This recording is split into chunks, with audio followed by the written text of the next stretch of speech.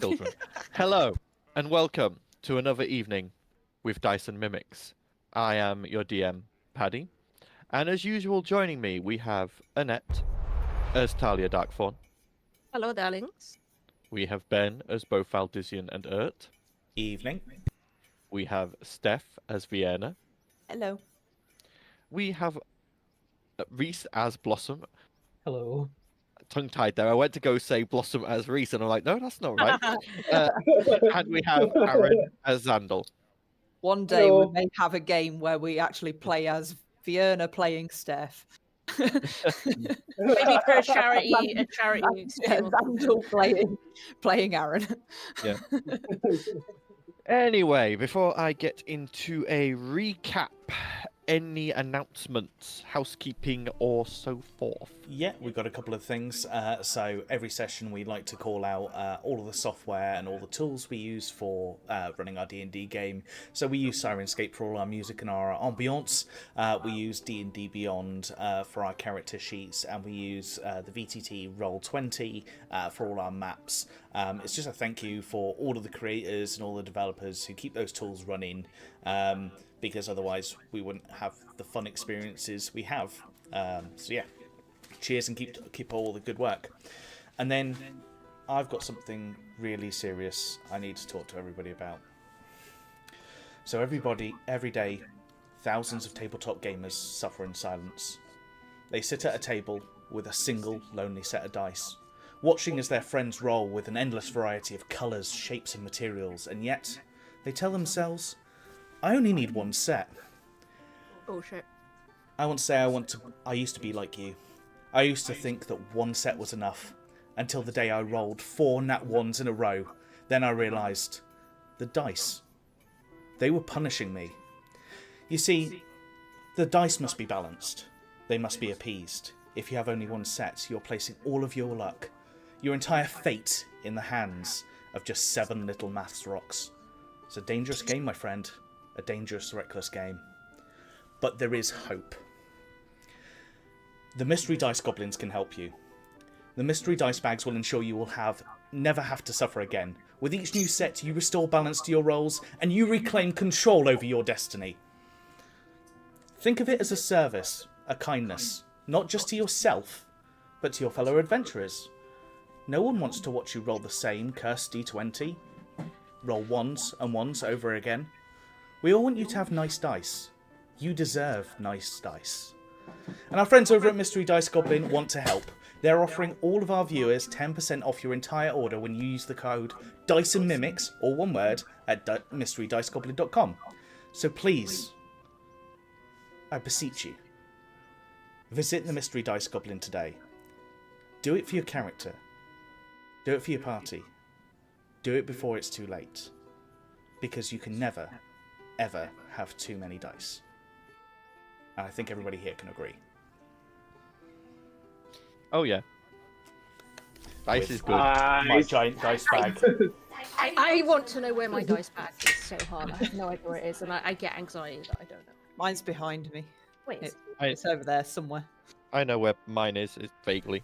So yeah, Somewhere. outside of the bit, they're 2 individuals who run the company. They're a UK-based company, and yeah, they're fantastic. So yeah, go and try and support them if you can, and you get 10% off. Like who would poo-poo like 10% off dice, basically.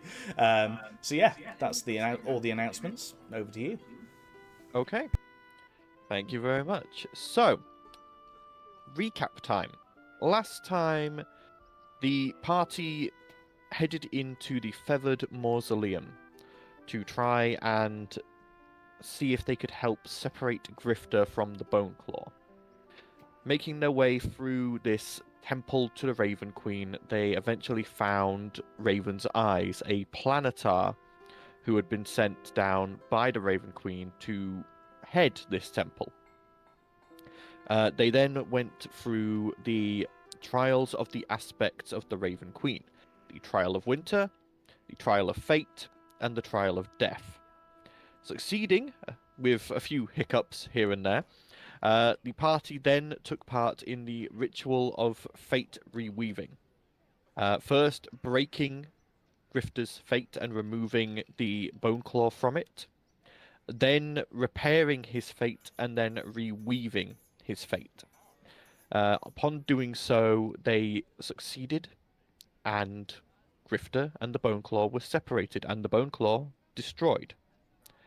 They then headed back down from the temples to the entertainment district of Zinabazab to try and find Raji, a contact that Blossom had been given by the Claret Orders, who was an alchemist who should be able to undo the sleeping potion that Grifter had taken. Eventually they found Raji in Miracles and Elixirs, and Raji informed them that what Grifter had taken was something called Purgatory Filter, and that he had already created the base potion needed for this cure, but he needed 3 more ingredients. The blood from a freshly slain doe, a radiant sunflower, and the scale of a coatl. Party then went and collected these ingredients for Raji, some with more success than others. I mean, just plucking a single sunflower was a lot quicker than than the hunters spending nearly 3 hours trying to find a single doe. Yeah. Upon returning, Raji completed the potion and Talise fed it to Grifter, with Raji informing the party that it would take 24 hours for Grifter to awaken. That is where we pick up, as you are all stood in the front of Raji's shop. You wanted to go to the Temple of Triferian, right, Val? Yeah, I wanted to both go to the temple and also see if I could keep an eye out for those in Tritherian armor. I think they've got some stories to tell, so that'll be interesting. Okay. Are you... Join him in this endeavor. Imagine Are you would probably all... want to join as well. Yeah, yeah, I want to go to the temple. And then are you guys going all together, or are anyone wanting to split off to go anywhere? Anyone else? I think while you do your god stuff, as a heathen myself. I'm just gonna go do god stuff, you know. yeah. I mean, technically you are technically a worshipper of the Raven Queen, as she is the one who gave blood magic to the world, but it's a very loose worship amongst the Claret Order. But I was gonna go to the hunters and see if I could find a group just to tag along with, get some experience. Okay, yeah. So you want to go back to Malar's forest and see if you can tag on. Okay. Sandal, what about you? I think Zandal's probably just going to go to his place of worship and do a bit of soul searching. Okay. So you're Arawe, right? Predominantly? Yeah. So you know there is the fields of Arawe around the actual city itself. There's multiple fields, but there is also you saw when you were going up to the Feathered Mausoleum, there is a small shrine up on the mountain for Arawe. Okay. And Vienna? Rawr. I have no idea what to do with myself. So, how long would it take for me to explore the dark side of the gods? You have no idea. You know that the slopes of this mountain, which is massive, are covered in temples to the good aligned gods. You know that within the mountain is where the temples to the darker aligned gods are. And given the size of the mountain, it could be anywhere from... It could possibly take days to explore everything. Yeah. I'll probably stay at the shop. You'd assume things are probably well signposted, but at the same time, there's as many evil aligned gods as there are good. Yeah. I was probably just going to venture to not go into the Temple of Lolth, but just to kind of assess it. Yeah, I mean, if you want to, you should be able to find your way there without issue. Okay. I'm just picturing the signpost that says bad, worse, evil, super evil, like pointing to different. So we will start with the Trifarian group first. So as you all split up and head your own ways, by this point in the day, it's probably early afternoon, probably about 2-3 o'clock. The crowds are still fairly busy. There's people going up and down from the temples or into the temples, and people moving around in the entertainment district that you're currently in. For the three of you, Val, Talia, and Ert, you begin reclimbing or heading to the slopes to head up and try and find the Temple of Trifarian.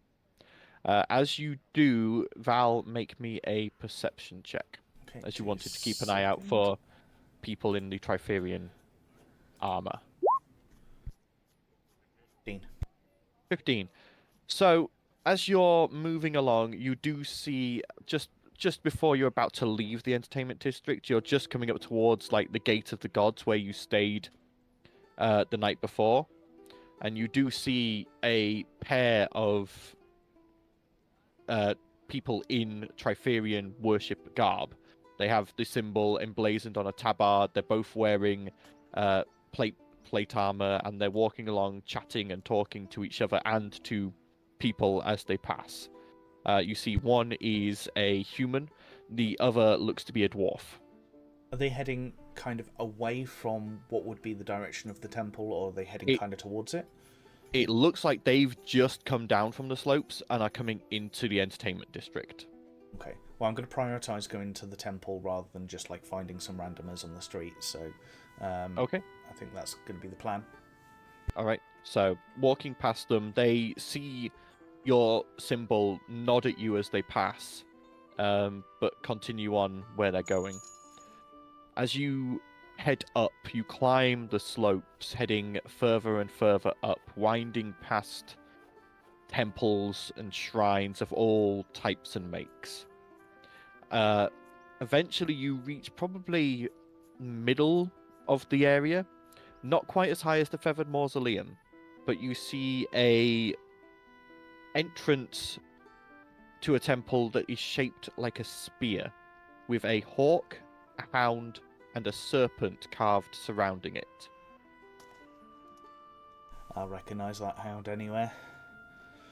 You do indeed recognize Nemerwood. And as you move towards the entrance, you can hear from within the sound of not chanting voices, but voices making the same sound in a rhythm. Do I recognise the rhythm? Really, a Is this copy something I've heard? machine pamphlets. You would recognize it as probably around the same sort of thing as someone going through fighting drills, martial arts drills, sort of thing. Cool. Val just pauses for a minute and just takes in all of the architecture and everything. He doesn't know when he's going to ever see a temple to Trifarian again. In fact, he's probably going to take a couple of minutes just to take a couple of sketches in a book, just so that he can really recognise the moment. And then head towards the doors. Yeah. Okay. Like I say, this isn't a door as such. It is just a chiseled out passageway in the shape of a spear. And as you head along it and further in, you eventually come out into a courtyard. And you see in this courtyard numerous people all going through forms of unarmed combat, being led by a elven person in monk robes in the colours of Trifarian. But these people aren't monks. They're not dressed in robes. They're not showing symbols of Trifarian. These are farmers. These are travelers, merchants.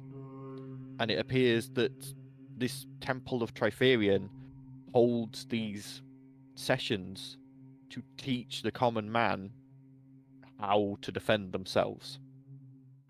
That makes a lot of sense. Okay. What's the inside like?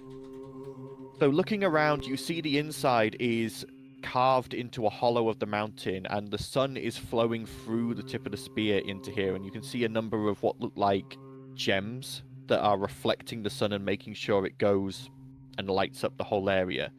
You see a number of what look like buildings carved around the inside of this cavern.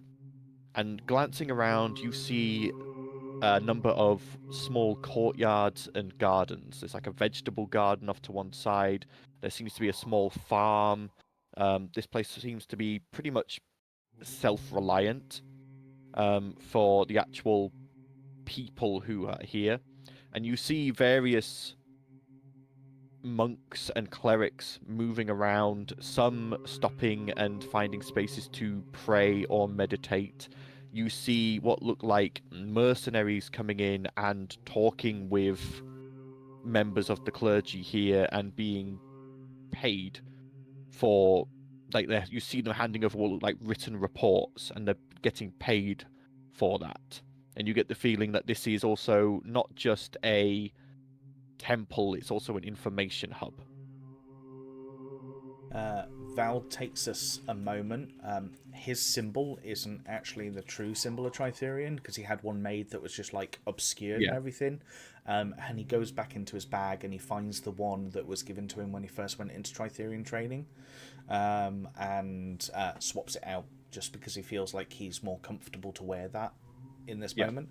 I'll just turn to and just be like, "How are you doing?"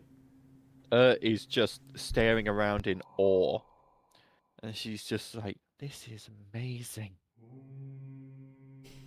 It definitely is. I've only known a few people that support or follow Tritherian, and to have it be so public is nice to not have to hide things, you know? Then you hear a voice from almost right beside you, Val. Would help if I wasn't muted. Indeed. It is nice to be recognized sometimes, but when we have to work in the shadows, we do what we must. And you turn and look, and there is this very elderly tabaxi stood there. You see that he is missing an arm and half of his tail. Just one sleeve of his monk robes just hangs limp, flowing in the breeze. And you see he's just covered in scars. He was originally, looks like he was like a ginger, like sort of ginger reddy coloured fur, but that started to grey in his old age, and you see just like clumps and parts where it's missing, and you can just see scar tissue. And he's just looking up at you with this soft smile on his face. Val just says, "Nice to meet you. What is the key?" Freedom. What is the cage? Tyranny. Very good. Nice to meet you, fellow worshipper. I am Revenging Blade. That is the most epic name I've ever heard. Thank you.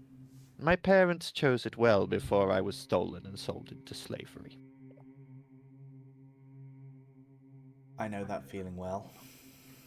Many do. And that is why they find themselves here. Come, walk with me. And he just begins heading off at a... He's got like the walk of an old man, but so sure-footed.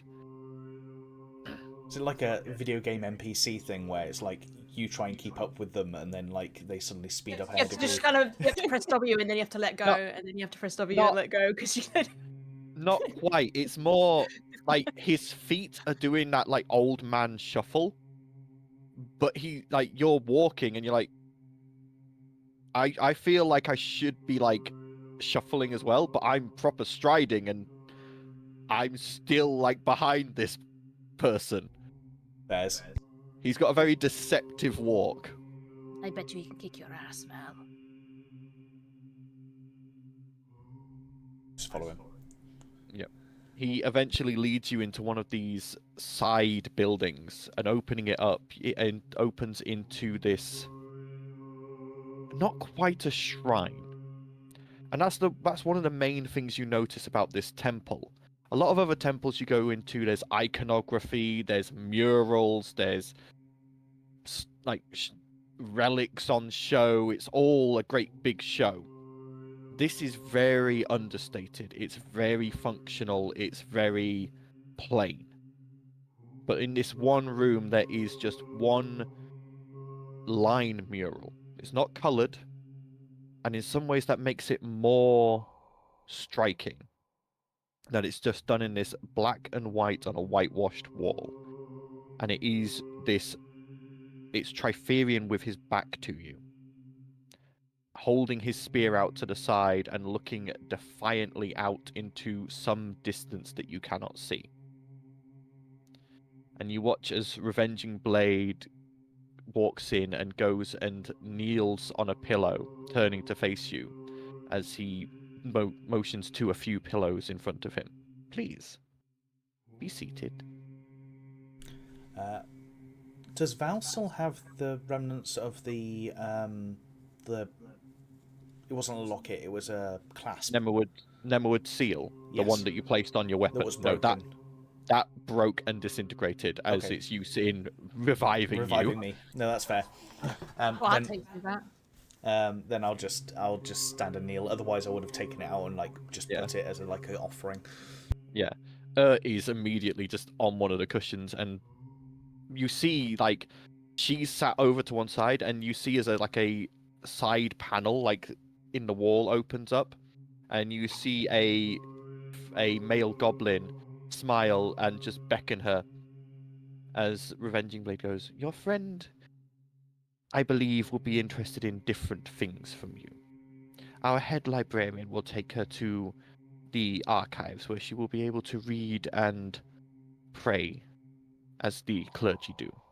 We of the more strength of the arm will speak." Is Talia still behind me, or is she... I'm just kind of awkwardly being not feeling like she belongs. I'm just like, why did I choose to come with him? I'm just a little... And the one She just felt like something drew her here, but she doesn't know why. the one touched by Triferian, you are welcome to sit and join the conversation too. Sorry, what? His divine touch radiates from your soul. But the Raven Queen brought me back, not Triferian. What? And I'm just gonna sit down and be like, oh, tell me more. The Raven Queen does not bring people back without some kind of intervention. She is not... wonder. She doesn't like undead, and I'm undead, so yeah. I would assume you died to a betrayal. Yeah, pretty much. And you wanted revenge. Maybe. Retribution. Just retribution upon those who wronged you. But I've already got that. Indeed, the Raven Queen has now made you one of her. A pawn is a tacky term, but... I mean, I feel like a pawn. I think that's pretty accurate. Indeed. She has made the most of a situation, as she always does. But it would have been Triferian who petitioned. Why, though? Because he does not like to see those who have died poorly against betrayal. And in this case, you must have been something that was important. Don't feel important, but okay. The Raven Queen seems to disagree. You wear her cowl. I mean, I kind of asked for it. In a roundabout way. Sometimes that is the most important first step. We're here for Val anyway, but thank you. I guess I will meditate on it. Feel free. And I guess You all may use paths- any. You may stay here if you wish, or the gardens and grounds are open to you. There are a number of I might go pleasing meditation spots. I'll go to the gardens. Val, come get me when you're done. Yeah, will do. And I guess all paths lead to where they're meant to be. Otherwise, you wouldn't be getting to the end of the path. Yeah, that. Sometimes, I'll go to the gardens and just like watch all the threads. Revenging Blade just smiles and says, sometimes a path must be dug by one's own hand. Tried. Feels So- like I've failed a lot. Failure is not a bad thing. From failure we learn. From failure we grow. I did not lose my arm in a victory. I lost my arm in a failure. My first failure. A failed uprising against my owners. I learned from that. I grew from that. And the next time, I succeeded. I guess I've got the opportunity for a trial with Nemowood, and I feel like I failed it, and since then I feel like my connection to Tritherian's been not as strong as it should have been, even though I've had other experiences you can probably describe them as, but that one's kind of stuck in my mind. And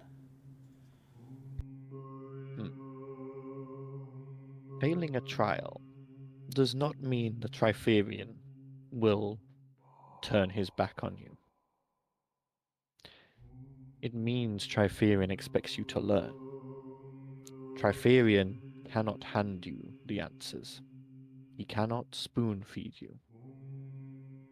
You realize you have failed. But what have you done to learn from it?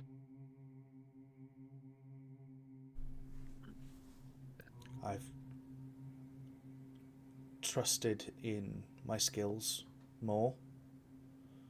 I've fought for my friends more. And I've tried to uplift other people to fight for themselves more since then. Indeed. But have you lived for yourself?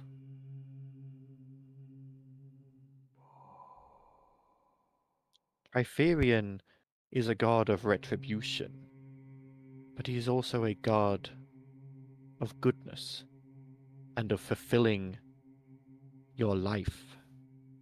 He does not wish for us to lose ourselves to our vengeance.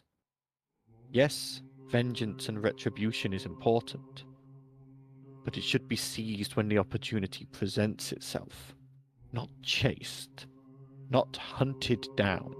That way lies the path of violence, anger, and slowly devolving into being no better than those we judge. I understand. Good. Then when you leave here, I expect you to do something for you, not for your friends. I mean, feel free to take them with you. Feel free to enjoy with them. But make sure that you do something for yourself. I'm guessing what you failed in the trial was something personal. It was. Do something personal. I will. Very good. Now, is there anything the temple can help you with? Do you have a decent printing press? I've been making these flyers. What a way to. God's sake, Unfortunately, Val. we do not. What else was Val gonna say? Like, I'm sorry. God, fucking damn it, Val. We do not pass pamphlets. Most in the area know of us as we are the upper slopes peacekeeping force.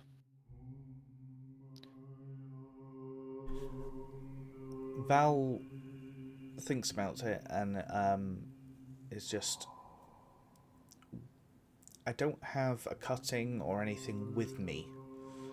But there's a blue flower that's very important to me that I have where I come from. If I describe it to one of your people, would you be able to, like, perhaps just find a little place to plant one here? You watch as Revenging Blade picks up a small hammer and hits a gong just next to him. A few moments later, a furbolg comes through the door and kneels down, and Revenging Blade whispers, and the furbolg nods, and Revenging Blade goes, "Describe the bloom, please." I will start to describe the flower, but then I'll just drift off for a second and just, like, go through memories. And also hold, like, the clasp that I've got around my cloak. Yep. Neither he or the furbolg say anything. They let you and just wait.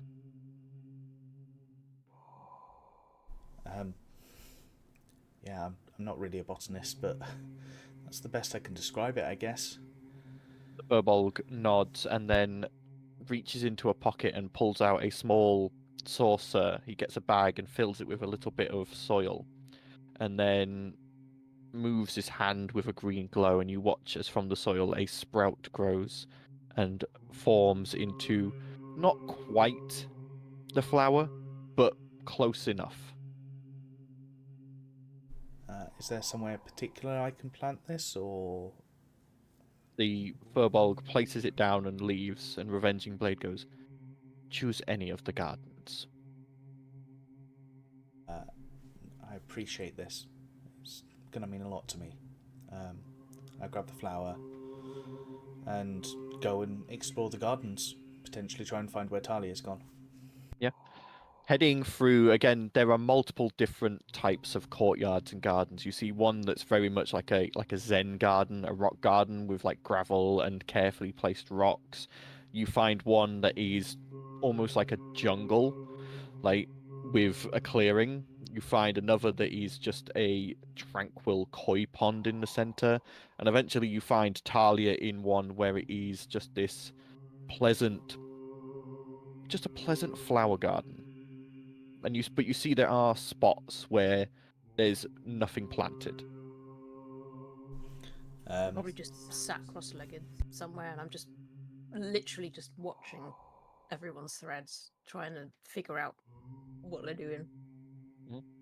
Val just finds a spot, digs with the hands, kind of puts it in the ground, and is just like, still adventuring with us, and kind of pats the ground down and goes over to Talia.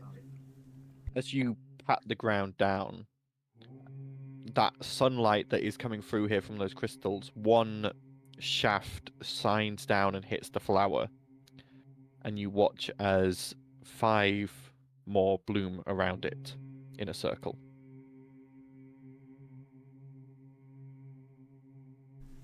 I couldn't help but notice you planted a flower. What's that about? Yep. Blue flowers are pretty. Yeah, I'm sure that's the only reason it was blue.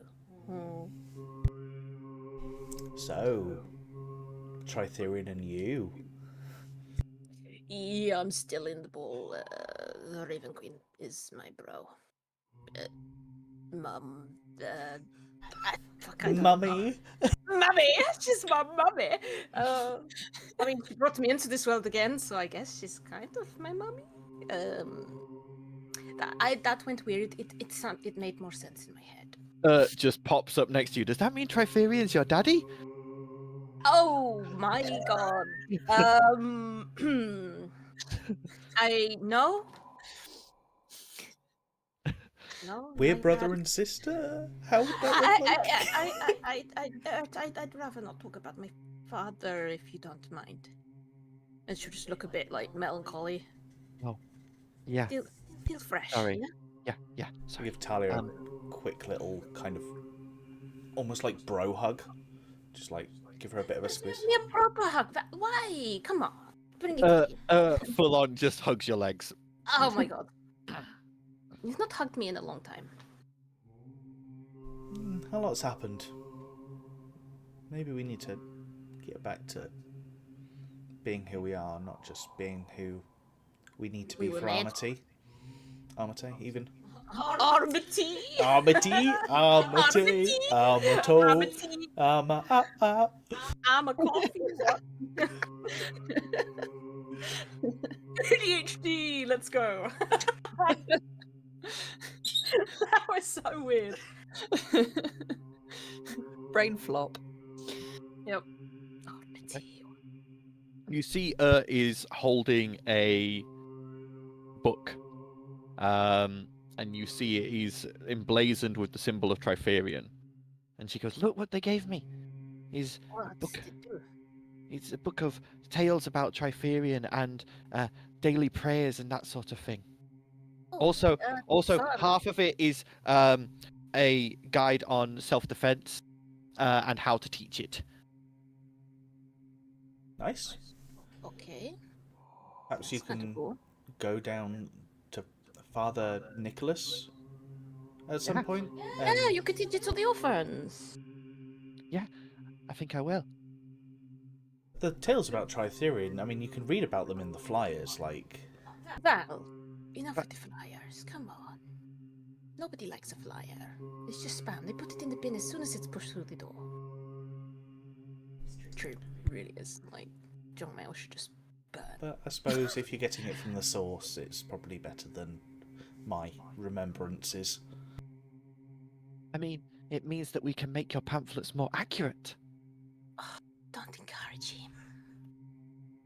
It's going It's to get us very in true. trouble one of these days. You're going to piss off the wrong person. But I think you need to keep that book for you, because it was gifted to you.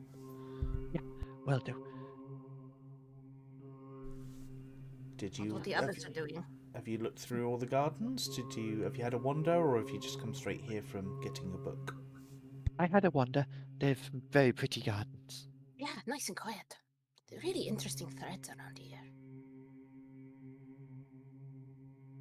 Not going to elaborate though. I've not had chance to have like a meditation / like pause since my chat, so if you guys want to try and catch up with the rest of the guys, I'm just gonna like sit here and like have 10 minutes and then I'll catch up to you, or you can stick around. Either I can meet you in the hallway. Just pulls out the book, flicks through it, pulls out a blanket, lays it down, sits down on it, and then flips pages again, reaches into the book and pulls out a picnic basket. She goes, You meditate. We have picnic." Right, okay, picnic, yeah. I forget She how young you are sometimes. Opens the basket and it is just full of cakes. Do you have anything spicy? She'll sit down She with it. raises a finger, flicks through the book again, and pulls out a bowl of curry from the plate of fire. Oh, yeah! I'm just going to tuck into that. Remember, What? not too I many sniff cakes. salad. Looks into the basket. Is 10 too many? Yes. Yes. 5? 5 between 2 of you is fine. Yes, there's 2 of us. And then she starts eating a cake. You're the only one that eats, Bert. I eat because I choose to. I don't need to. But as Val settles into his meditation and and Talia enjoy their picnic, Just eating curry and trying not to breathe fire. Blossom, you make your way back to Malar's forest, and you see it's a different person there than the day before. You see this time it is a lizard folk, again just dressed in a loincloth and leathers, and they look at you and go, "Yes, how may I assist you?" I'm looking to join a hunt. It's been a while since I've practiced. You just see them absolutely grin ferally, and then they stop and they sniff. And their eyes shine amber. And that kind of hunt. And you watch as they move off to the side and pull on a string. And you hear deeper into the forest what sounds like a number of bells ringing. About 5 minutes later, you hear a shuffling of a number of feet, and you see a group dressed in just loincloths come to the edge. One is a dwarf, another is an elf, and the third is a female human. And they all look at this lizard folk and then at you, and all their eyes shine amber. You wish to run with a pack, fellow? It would be nice. Then let us hunt in Malar's name. And they turn, and you watch as one morphs into a bear, the other morphs into a large wolf, and a final one morphs into a large boar.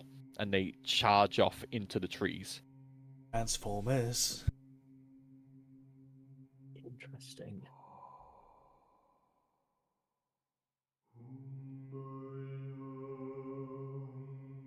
Do you follow? Yeah. Yeah.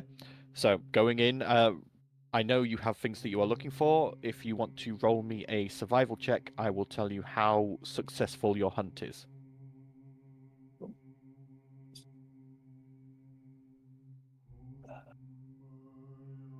Where the hell have I put things?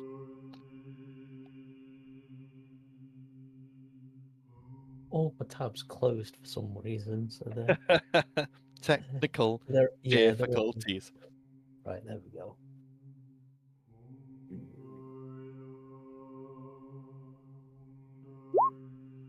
15. 15. So you spend most of the afternoon in Malar's forest with this pack of lycanthropes. And during that time, I would say you are able to hunt down definitely a giant boar. I would say you get a giant constrictor steak and a dire wolf. I would also say with a 15... what did I put the limit on? CR2? Yeah.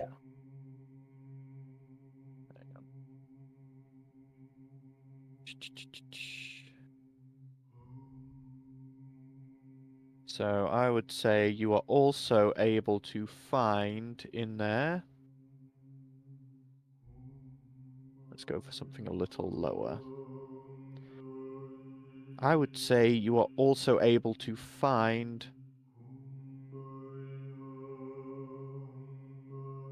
a giant goat as well Oh, interesting. during that.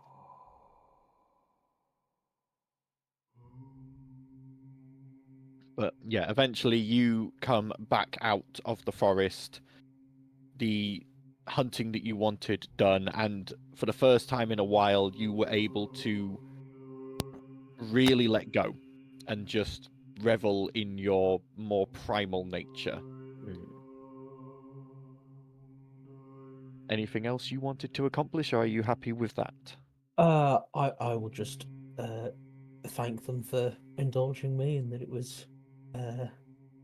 You see, whereas you just took small amounts from the kills, they have brought them back and are at the time they also gorged on them at the time, and they are currently gutting and skinning and quartering the kills, and they just smile and nod at you, and the female human who turned into the wolf goes, I can smell the stench of blood magic on you. But Malar would always welcome you should you wish to turn your back on it. I don't think I can, given my condition. You think we all know blood magic? As long as we enjoy the hunt, Malar helps us control the curse. That's something I'll consider. Very well. Good hunting in your future endeavors. Thank you. You too. She nods and then turns back to, and you watch as she like proper backhands the one who turned into the bear as he tries to steal like a good bit of the kill, and they just devolve into this wrestling and tussling over the best parts of the kills.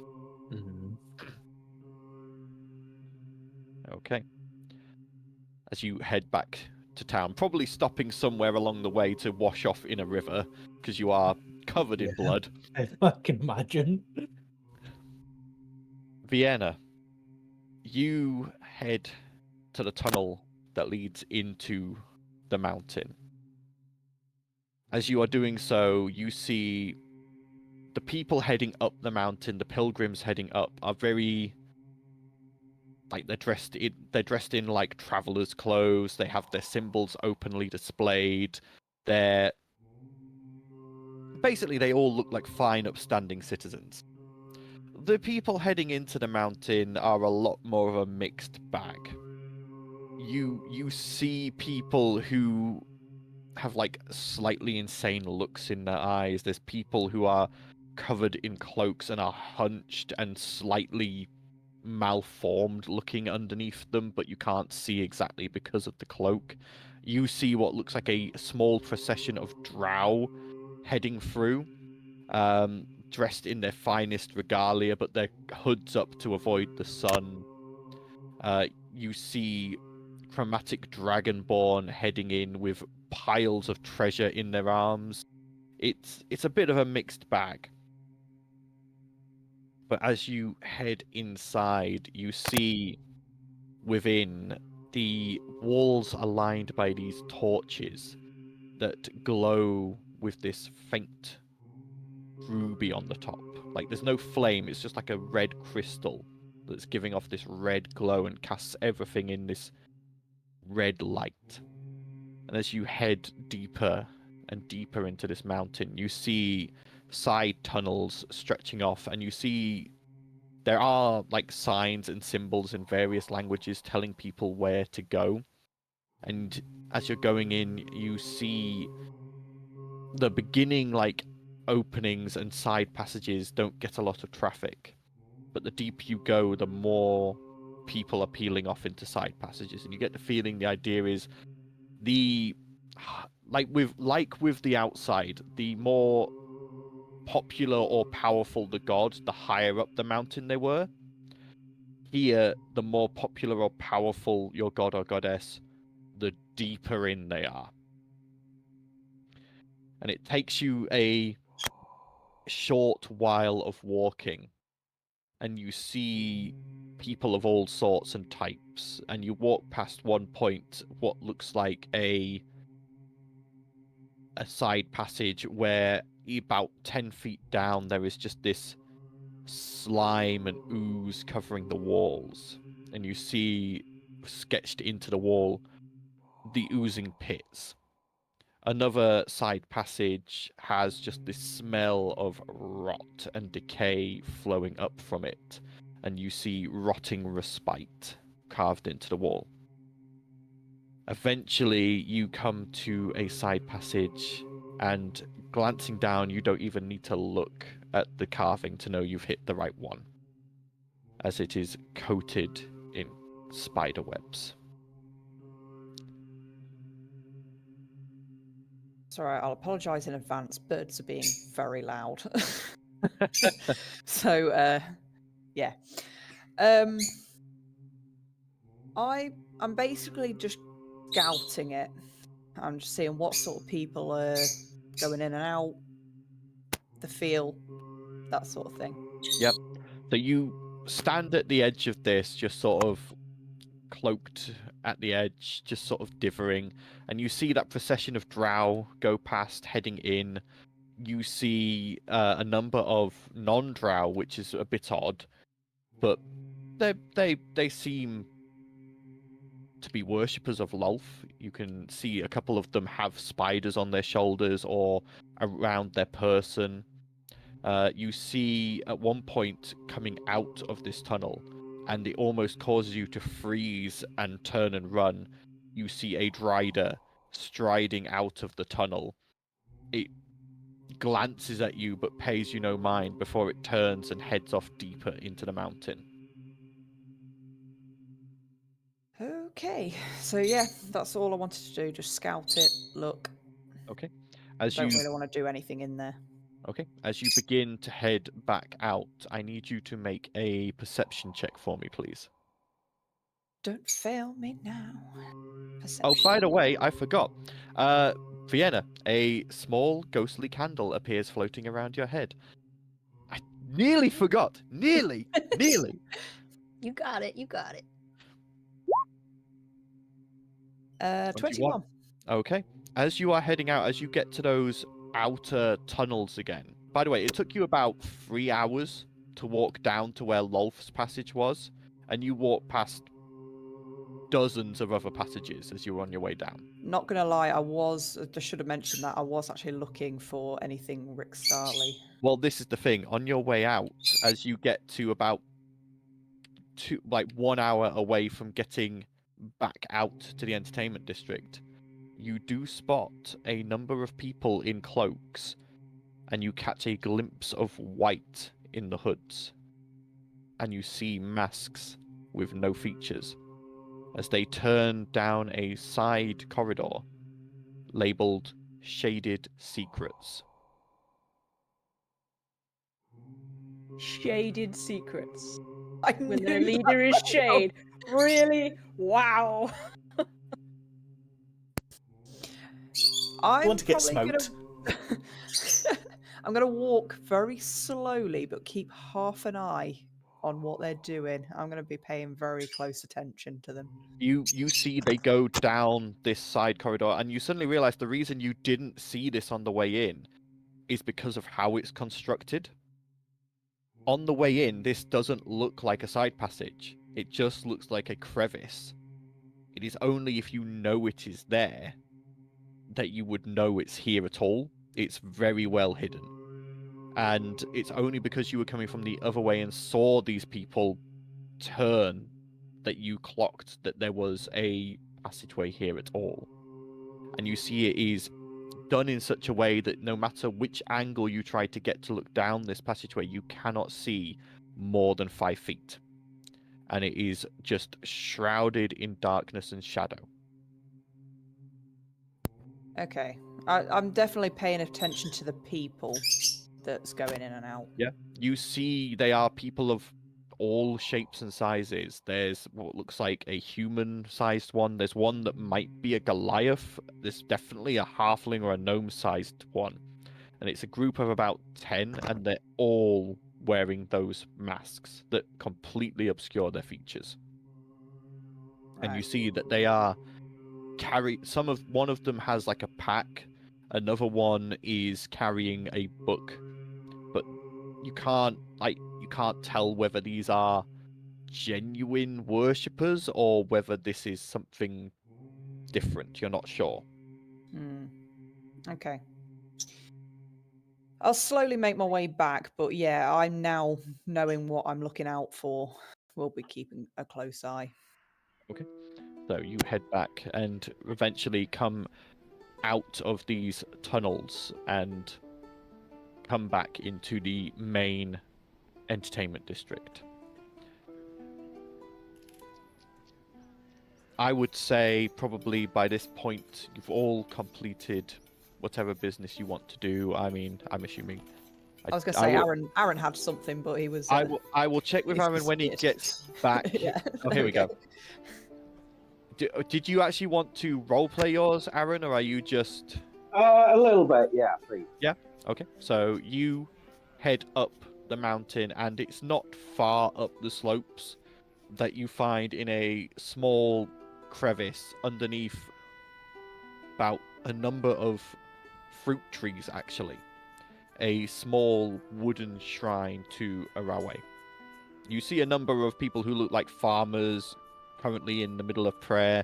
You see people tending to the trees, some people like cleaning the shrine or leaving offerings, but otherwise there does not appear to be a dedicated priest to this.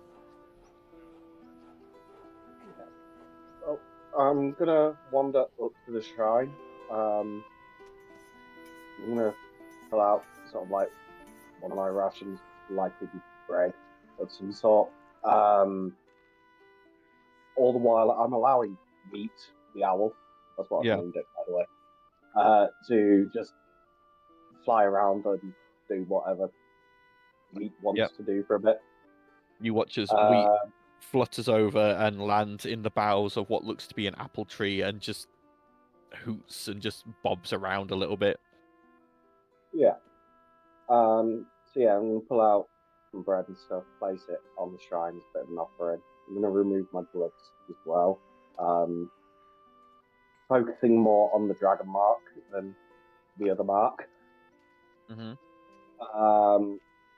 And I kind of just sort of like take a moment to sort of like sit for a while.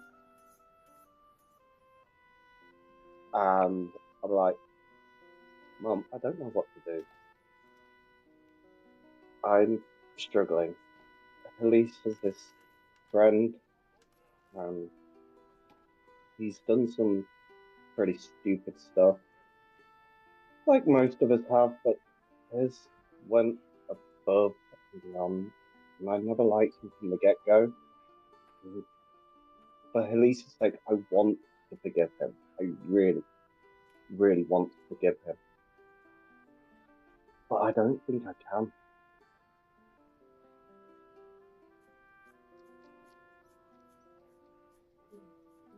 And just really just sort of like sit and focus, like just try and figure out how I can move forward from this, because from the get-go I never liked Griffin. Yeah. And then sort of like the bone claw happened, and then we realized it was him behind it all. And the thing that Xandal is hanging on to is the fact that, yeah, he was influenced. The bone claw came after he took the necklace, but he still stole from us before he was influenced.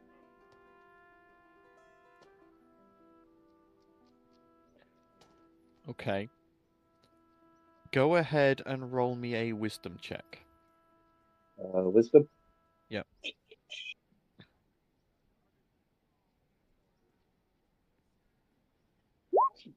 Yeah. You focus and you meditate and you try to focus on the dragon mark, and nothing seems to happen. And it just feels like there's just some kind of block, some kind of barrier. And you sit there and you just mull in your own thoughts. And then you hear a voice next to you. Ah, seems like you're having some trouble there, lad. I'm always in trouble. And you turn and you see this halfling, old male halfling, dressed in farmer's garb, and it looks like he's just finished weeding the base of the tree that Wheat's in. And he looks over at you and goes, well, I can try and lend a helping ear if you want. Oh, let's do it. All right. And he sits down and he reaches into his pack and pulls out a like a ceramic jug, and he pulls the cork out, and you just smell it's strong cider. And he takes a swig and then offers it to you. I take the thing, take a swig, offer it back. Just Yeah, sit it opposite. is strong. Oh. That's why they drink it from a lemon. Halfling cider. You like that? Cider I from a lemon. made this one myself. Good. Oh, what I'd give to be a halfling. Second breakfast, cider. Home comfort. Well, that's about exactly what I'm going to do. I'm going to cast Create Food and Water. You can just create a bunch of Like, Potatoes. A bunch of tasteless food. That Well, it does it's does not- state in the spell it creates It is tasteless tasteless. food. yeah, it's less about the food or the taste. It's the meaning behind it. Like, Yeah. we're halflings, we eat. There's also the fact of it's enough food for 6 people. If I remember fine. correctly. This is Aaron we're talking about. He's Yeah. always eating. Come What's on. the bread from Lord of the Rings 6 that can people. like Doesn't last you Lambus for a bread. week? Halflings. Lambus bread. That was Yeah. great. Yeah. But I would say in this case you probably focus on something that would be good for like snacking on whilst drinking, and it just makes this big Yeah, bowl of like they're tasteless but they're nuts yeah. in the Nut. middle. No, Nut. Nerd. Tasteless, but they're nuts. That sounds like us. But he watches this farmer goes, thank you kindly, and he takes a handful, chucks them in his mouth and chews them, swigs some cider to wash them down. So, what's the issue? My sister's got this friend who's done, like, I've done reckless, stupid, dumb stuff, but everything I do, I did with the, like, the dumb stuff affected me more than it did anyone else. This friend, I think his intentions were right, just really, really, really, really wrong. And I'm struggling to move past it, even though I want to, for my sister's sake. Alright. I mean, everyone does dumb stuff, lad. Everyone does dumb stuff. You don't have to forgive them. You don't ever have to forgive anyone. Hey, I haven't forgiven my brother for the time he stole 2 of me cows. But he's still me brother. Yeah. He's still me brother. I'm still going to take care of him. I ain't forgiven him, but I'm still going to take care of him. I'm still going to see him. You don't have to forgive someone to let them be in your life.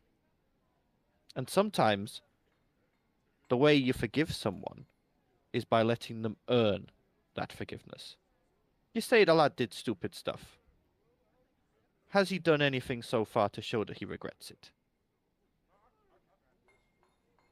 Yes. And there you At go. least. He's started to earn your forgiveness. He hasn't earned it yet, but he started. Does this lad make your sister happy? I think more than anything, Then focused Don't- entirely on him. then don't cut him out. Because otherwise you'll just earn her ire, won't you? Yes. You don't have to forgive him. Watch him. Watch him like a bloody hawk. Hey? Yeah. Hold him to a higher standard than you would anyone else. Go for it. But let him prove that he deserves your forgiveness. It might take a year. It might take 10. It might never happen. You might end up dying while still not having forgiven him. But what does that matter in the long run? I agree. No, you make a lot of sense. Well, I've got a good couple of years on you. So, experience. Appreciate it. I appreciate the advice. I really do. And I appreciate the nuts, and he chucks another handful in his mouth and chews them. Could do with some salt, though. Yeah, the one that has all the herbs and spices is wandered off up the mountain somewhere. That's a shame. But yeah, like I say, don't forgive him. Hold him to it. Hold him accountable. Go for it. Let him know. But at the same time, don't let that affect your life.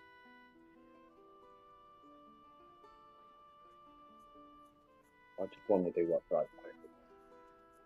Hey, But what's right by your sister, who I'm assuming is Elise, doesn't necessarily mean what's right by your mind, does it?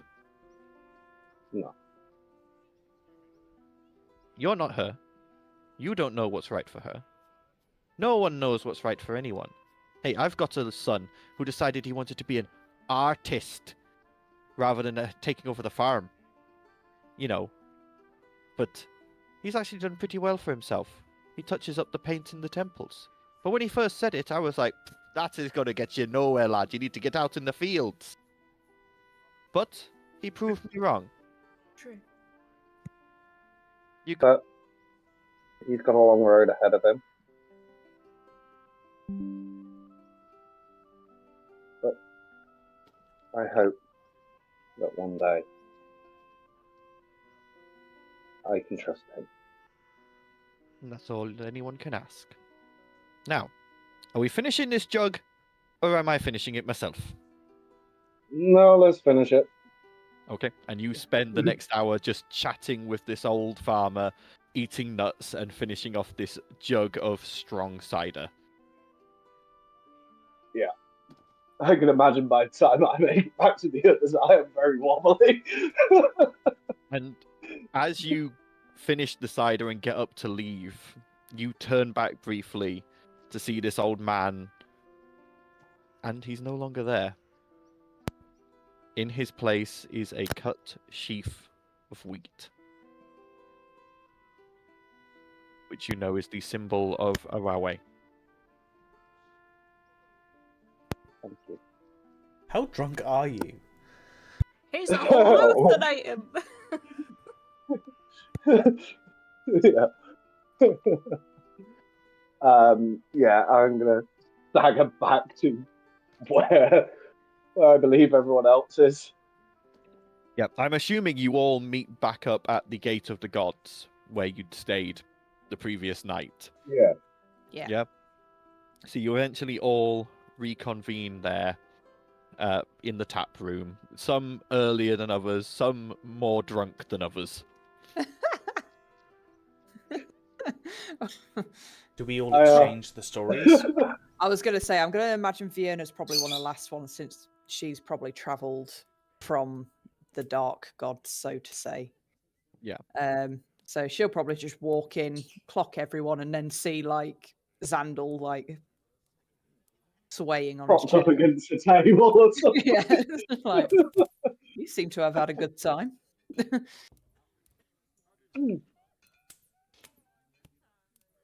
I didn't get any booze where I went, damn it. I'm still getting used to this new mic. Yeah. So I'll mention like the experience that I had throughout the day. Yeah. I will probably mention, so as I'll say, I wandered out of curiosity. I went into the Dark Gods. Went under the premise of just scouting out the Lolth Temple, but on my way back, couldn't help but notice, as you have all described to me, a hooded figure with blank masks. Oh, great. What? In the one city we can't fucking do anything. Where? So it seems they have a temple here.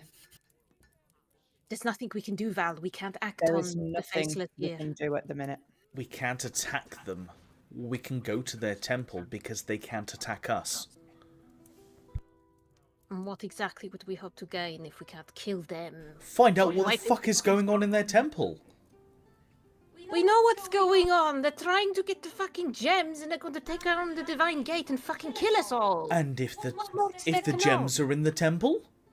They're not going to be in the temple here. Although that would be a good place to keep them. Because nobody would be able to do anything. We can't We wouldn't be able attack to steal. them. We can steal from them. Not sure if we can. Also, we could potentially just grab one and like be friends with them and then drag them outside the zone and then like interrogate them and stuff. I think just keep that in the back of our minds for now. It's information. Let's focus on what we need to do for the moment. think we should be playing our hand just yet. It's the first time we've seen them since... Ingbrook. Yes. Think of it this way, Val. We haven't seen them in a while. They haven't seen us. The less they know about what we're doing, the less defensive they'll be if we choose to act on them, right? We don't know cannot that they afford have... them to pass on that we've been there. I guarantee you, that little fuck Shade has fucking told them of at least you and me, or anyone. Wait, no, Vienna too. You were there. You know No. when we freed Maham? Nope, she not Vienna talk was not. Oh, that was Durina. Sorry, my bad. Different city. Just me and you are recognizable. We And cannot Dirt. go there. And Dirt. Vienna, Xandal, Blossom could. They, you know. We want to know haven't who they seen are. them. They might have seen us. Shade will have told every single faceless our faces. No, but you're saying they haven't seen us and what we're doing. Think about the Bone Claw. The Bone Claw was hidden in We fucking cannot shadows. afford to make mistakes, Val. Do you have any idea how high the stakes are? We also get very If few we make opportunities. that even once, they will win. That rope is thick, my dude. That thread is thick. I cannot afford for it to get thicker. Now, So if they know our faces, what? They've already seen us in this town. they don't know why we're here. No, but So So let's go- keep it. You and I cannot do anything. I'm not saying Vienna, Xandal, and Blossom can't go and have a look. But I can't risk them recognizing us. Or getting suspicious that we're up to something. For now, the reason we are here is because we're saving the life of a boy. It's got absolutely nothing to do with any gems. We can't let them know. And that's the only reason. Mm. I was the only one to have passed that temple. They do not know me. Exactly. I know, I just... We get very few positive opportunities, and I just don't want to let this one go by if it can help us. I mean, hell, Val, 3 people can go and have a fucking look. We don't need to all go and risk them finding out about us. I mean, Vienna, do you have I'm any of not those telling you spiders not to do left? anything. I can soon knit a few up. You have one of those things left in reserve? He has one quickling left, yes. If that's what you're referring to, the Yeah. ones she used to send the The messages. snowy things. I'm just wondering Yes. if that would not look out of place down there. If we wanted to have some kind of look into what's going on, maybe that's without risking ourselves. I mean, I'd happily go down and just have a look myself, but Goes, question. Mm, She points to Talia and Xandal. You both have familiars. yes, I do. You can see through their eyes. Yes. I seem to remember somewhere if you cast the spell, you can change their shape. No one's Good. going to notice a rat in a tunnel. Oh, I don't know if a queenie's going to like it very much if I change her into a rat, but I could. I'm just throwing an idea out there. rat with wings. No one technically has to Would go you- down there if a rat that you can see through the eyes of can go down there. I'm just We've worried We've about put out eyes feelers. knowing. We've put feelers out to loads of places to try and find where the faceless are and any information. And this is our first little snippet. I just don't want to leave it. That's all. I am saying for the 4th time, Val, we can scout it out, just not you or me. Okay, that's fine. I'm I keep saying we can do the thing, and you keep saying I'm not saying we can do the thing. Like, you see what So the my thing other then! problem is? Let's do the thing! Bibbidi bop! Okay. As the diplomat of the group, I understand both of your sides of the argument. However, I agree with Talia. Let's not go all guns blazing. But at the same time, yes, this is an opportunity, and we'd be foolish not to. So let's send little eyes and shit. Let's send Well, eyes look. in for now. But this is not the sole purpose of why we are here at this moment. Can't get distracted. Let's focus on what our plans are, and that is a backup plan, and a backup plan alone. All we need is one gem, or to wipe them off the face of the earth. If they stay here, we can't wipe them out. So we go look, see what they're doing from a distance. Decision once we have more information. Good. It's like Spec Ops 101. Like, come on. I run my own unit. Like, you don't trust my, judgment sometimes. It frustrates me.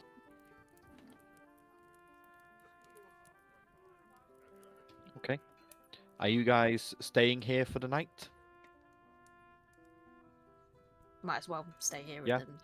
Damn Okay. shit. The same rooms that you had are still available. It's another 2 gold for the night, though. Yeah.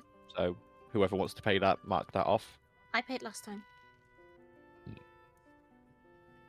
I can pay it. Got plenty. Okay. You have a pleasant meal and a number of drinks for those who want them. Although Jane keeps trying to get Xandal to eat more, as you can see that he's already fairly drunk. And he's trying to sober him up with food. But eventually you all go to your beds in your various rooms.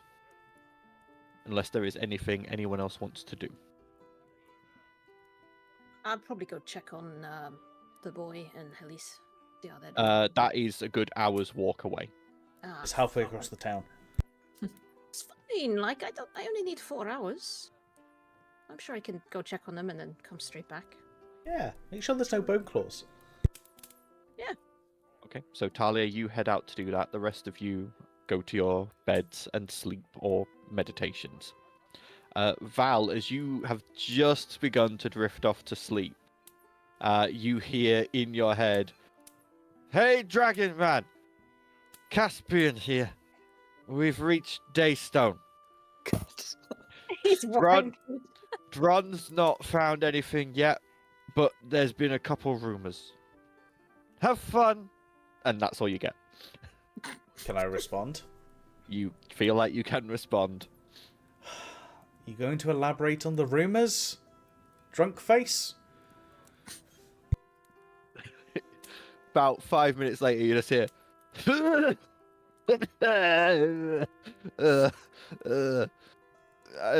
maybe later. And that's all Send you me get. a message in the morning.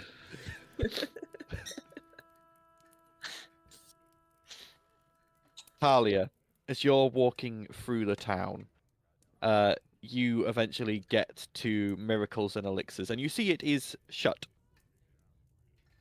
That's not gonna stop me. I have to pick a lock. Go ahead and roll me a Knock on the dexterity door. check. I'll probably knock first, but Oh, okay. All right. You knock. Eventually, Raji opens it, dressed in a sort of like nightshirt and wearing. You see his red frill. He's tried to put like one of those wee willy winky hats on, but it's just perched on top of one bit of his frill. He's like, "Oh, it's you. Can I help?" Apologies for the late hour. I just wanted to check on Helise. No, I'll be like come in. 2 minutes. Thank Come you. in.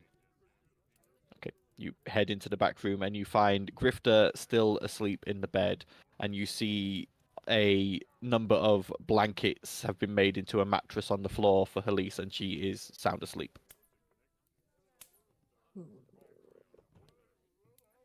I'm gonna look at her threads. Okay. You look at her threads. What are you wanting to try and discern? And I want to discern, like, how determined she is to be an adventurer, like, how confident she is in the skills that she's learned. Okay. Go ahead and- and roll me a wisdom check.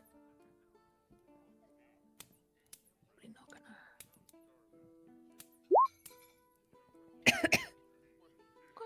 17. 17. Looking at her threads, you can see there's a good number of them, and there's 3 that are thicker than the others. And one is this sort of steel-coloured thread with the sound of like a marching drum. And as you touch it, you can see glimpses of a future filled with adventuring, filled with diving into tombs and ruins with groups and being the central rogue of a party. That is one of her 3 main threads. Nice. Can I look at the other 2? Okay. The other 2, one is a golden color, and the other is a light pink. Which would you like to look at first? A gold one. You touch the gold one, and you see almost a Halise in a heroic pose, facing off against not Rixali, but something else that's shadowed and you can't quite see what it is. But she's there with a party and they seem to be facing off against some kind of danger. You get the feeling that Halise is fate touched and has some kind of destiny. I knew there was a reason I chose you. I'll look at the last one. And as you touch the pink thread, you see Halise in the manor in Riverrun. But all the things that showed that it was owned by her father are gone. It's been completely redecorated. It's been gutted and changed. And you see her look up at a dinner table and smile across the way to a chiseled young man holding a staff who smiles back. And the eyes let you know it is Grifter. Good girl. And I'll kind of sneak up to her. I just want to see if she even knows I'm here. She does not stir or move, and you can see there's bags under her eyes. It looks to you like she's probably only recently actually fallen asleep. You get the feeling she's been pushing herself to try and stay awake for Grifter. Still a lot to learn, little one. And I'll kiss her on the forehead and then I'll return to the tavern. Okay. As you are leaving and heading back towards the tavern, go ahead and make me a perception check, please. Damn it. I'm alone. Holy shit, 27. 27. Reliable talent, baby. I love reliable talent so much. As you are getting close to the tavern, you see movement in the distance where that tunnel coming out of the mountain is. And you see the same 5 people that Vienna saw going in earlier that day. This group of cloaked individuals, each wearing a blank mask, coming out of the tunnel. And they see me, You don't think they have seen you yet. then I will be very stealthy to make sure that they don't. Okay, roll me a stealth check. Chameleon armor. 24 plus 5. So, If I'm moving. Well, if you're standing still, if you want to stand still, then it's 34. Yeah. Okay. We'll stand still for now. So I you can see quickly what they're doing. duck into an alleyway and sort of blend in, and you see them coming down, and they reach literally the edge of your alleyway, and you hear one of them go. Pressed against the wall going. You hear one of them go, "Return to your lodgings. We set out in the morning." And as you glance out, you see these faceless masks shift and change, and now the male is now a goblin. The Goliath is now an Aarakocra. The halfling changes into a human, and you see them split off. Roll me a history check. Well, that's not my strong point. We're fucked. 9. 9. Okay. Something about the goblin seems familiar. Like the human who turned into a goblin. That goblin seems familiar, but you can't quite place it. I'm just because I can. Can I sacrifice my candle? Yeah. If you want to give her a reroll, go ahead. Yeah. So Vienna somewhere turns and I blows mean, I'm out a dice spectral cursed. candle. This is double-edged. I was Maybe going you to should say buy this some is from- fire, but... Pray to the dice gods, everyone. 19. There we go. 19. That's a bit better. Something, as you sort of think, and something makes you think harder, and then you realize it. You all walked into a shop in Innsbruck, a magical item shop, just random items, and this goblin was very over the top and very excitable. But this was the owner of the shop in Innsbruck. This is that goblin with the purple mohawk who tried to sell you random weird magical items. Interesting. Obviously, I will remain hidden until I'm certain Yep. that they will not see me before I sneak Yep. back into the tavern. Okay. As you sneak back into the tavern and go to start your rest period, you hear in your head, "Greetings, Subject Talia. Golden Drill. We have begun spreading spy network. No details as of yet. Have begun operation to capture a member of the Faceless. Will update when necessary." Can I reply to that message? You feel like you can reply, yes? Warning. They can change shape. Not always faceless mass. Be cautious.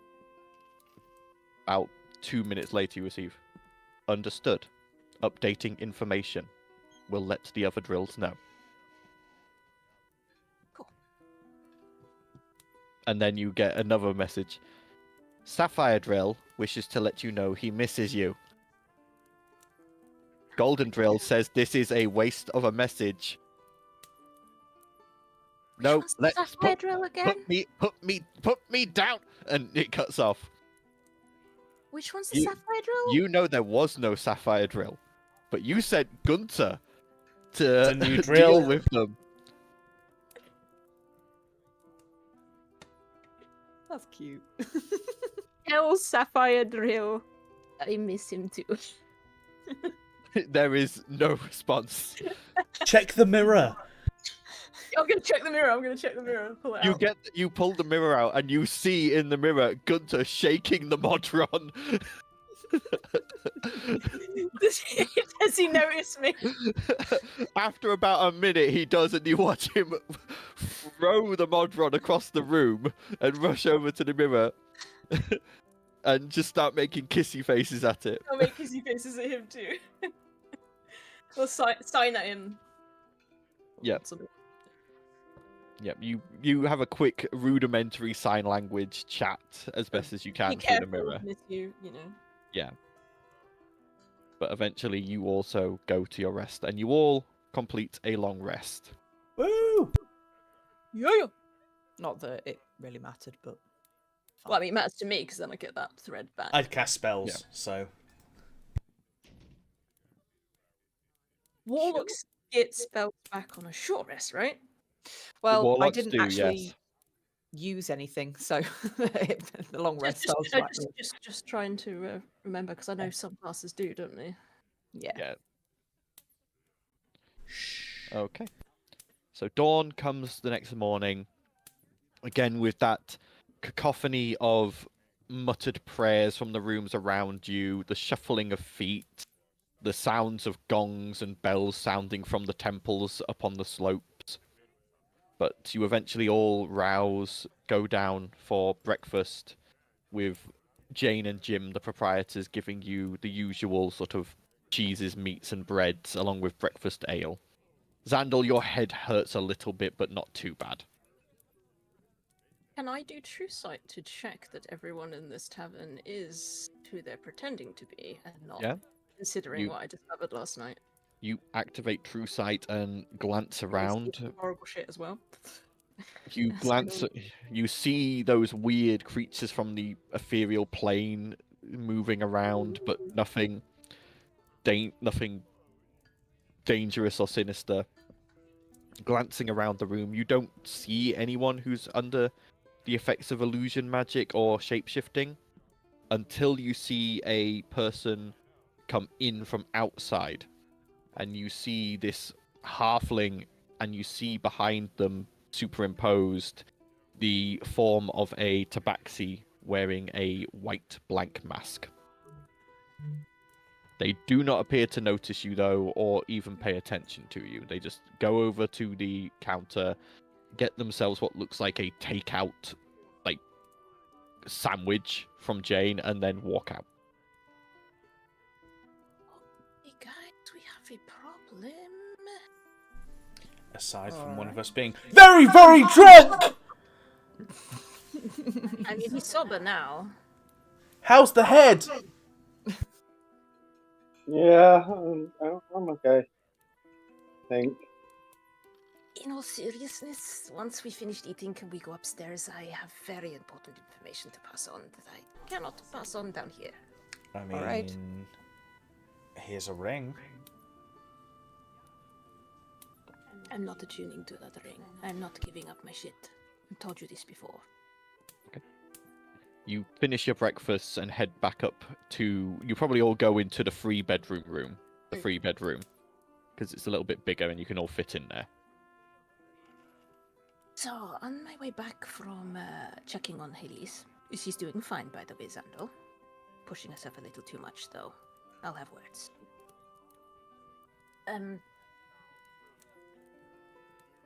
Looking for people in robes with white masks? Yeah. They can appear to not look like that with illusion. One of them came in and bought a takeout and left. Literally. One of them was that creepy little goblin with the mohawk from Inbrook. Do you remember, in that shop? Feels like it's months ago now. Are they that That goblin, or are they stealing their appearance? Good. Probably, more than likely, the actual goblin. Probably.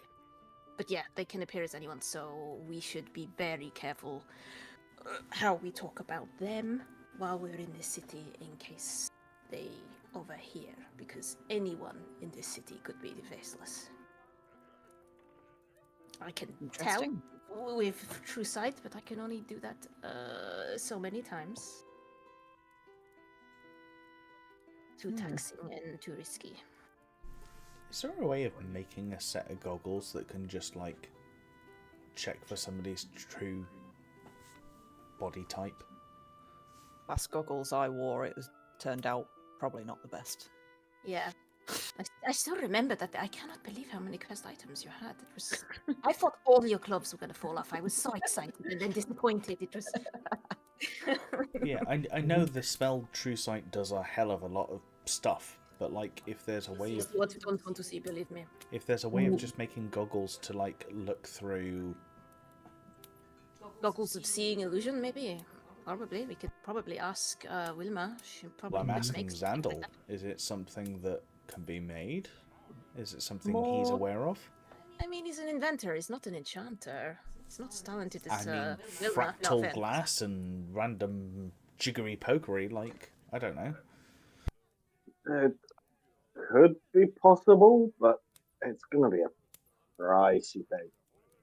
Oh, More to speak- the oh, Considering our group's, If considering our group's proclivity to keeping hold of the things I invent, More to the Not here my and now. fault that the bloody gauntlet went missing.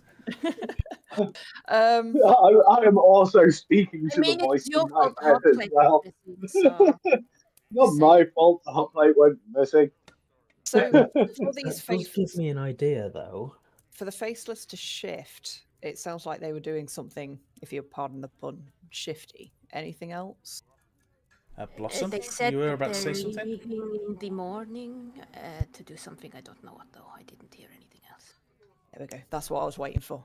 Right. Oh, and Blossom's got an idea. Yeah. Yeah. Yeah, you go Uh, first. I'll finish. Oh well, I can keep hold of it if you were going to finish the conversation. No, go ahead. Yeah. No, you finish. If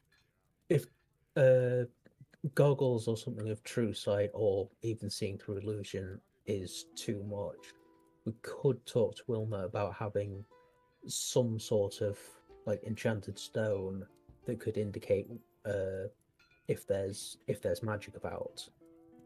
If it could just be innately done with detect magic. Would that not just go off because we've got sentient weapons and random like armor Possibly.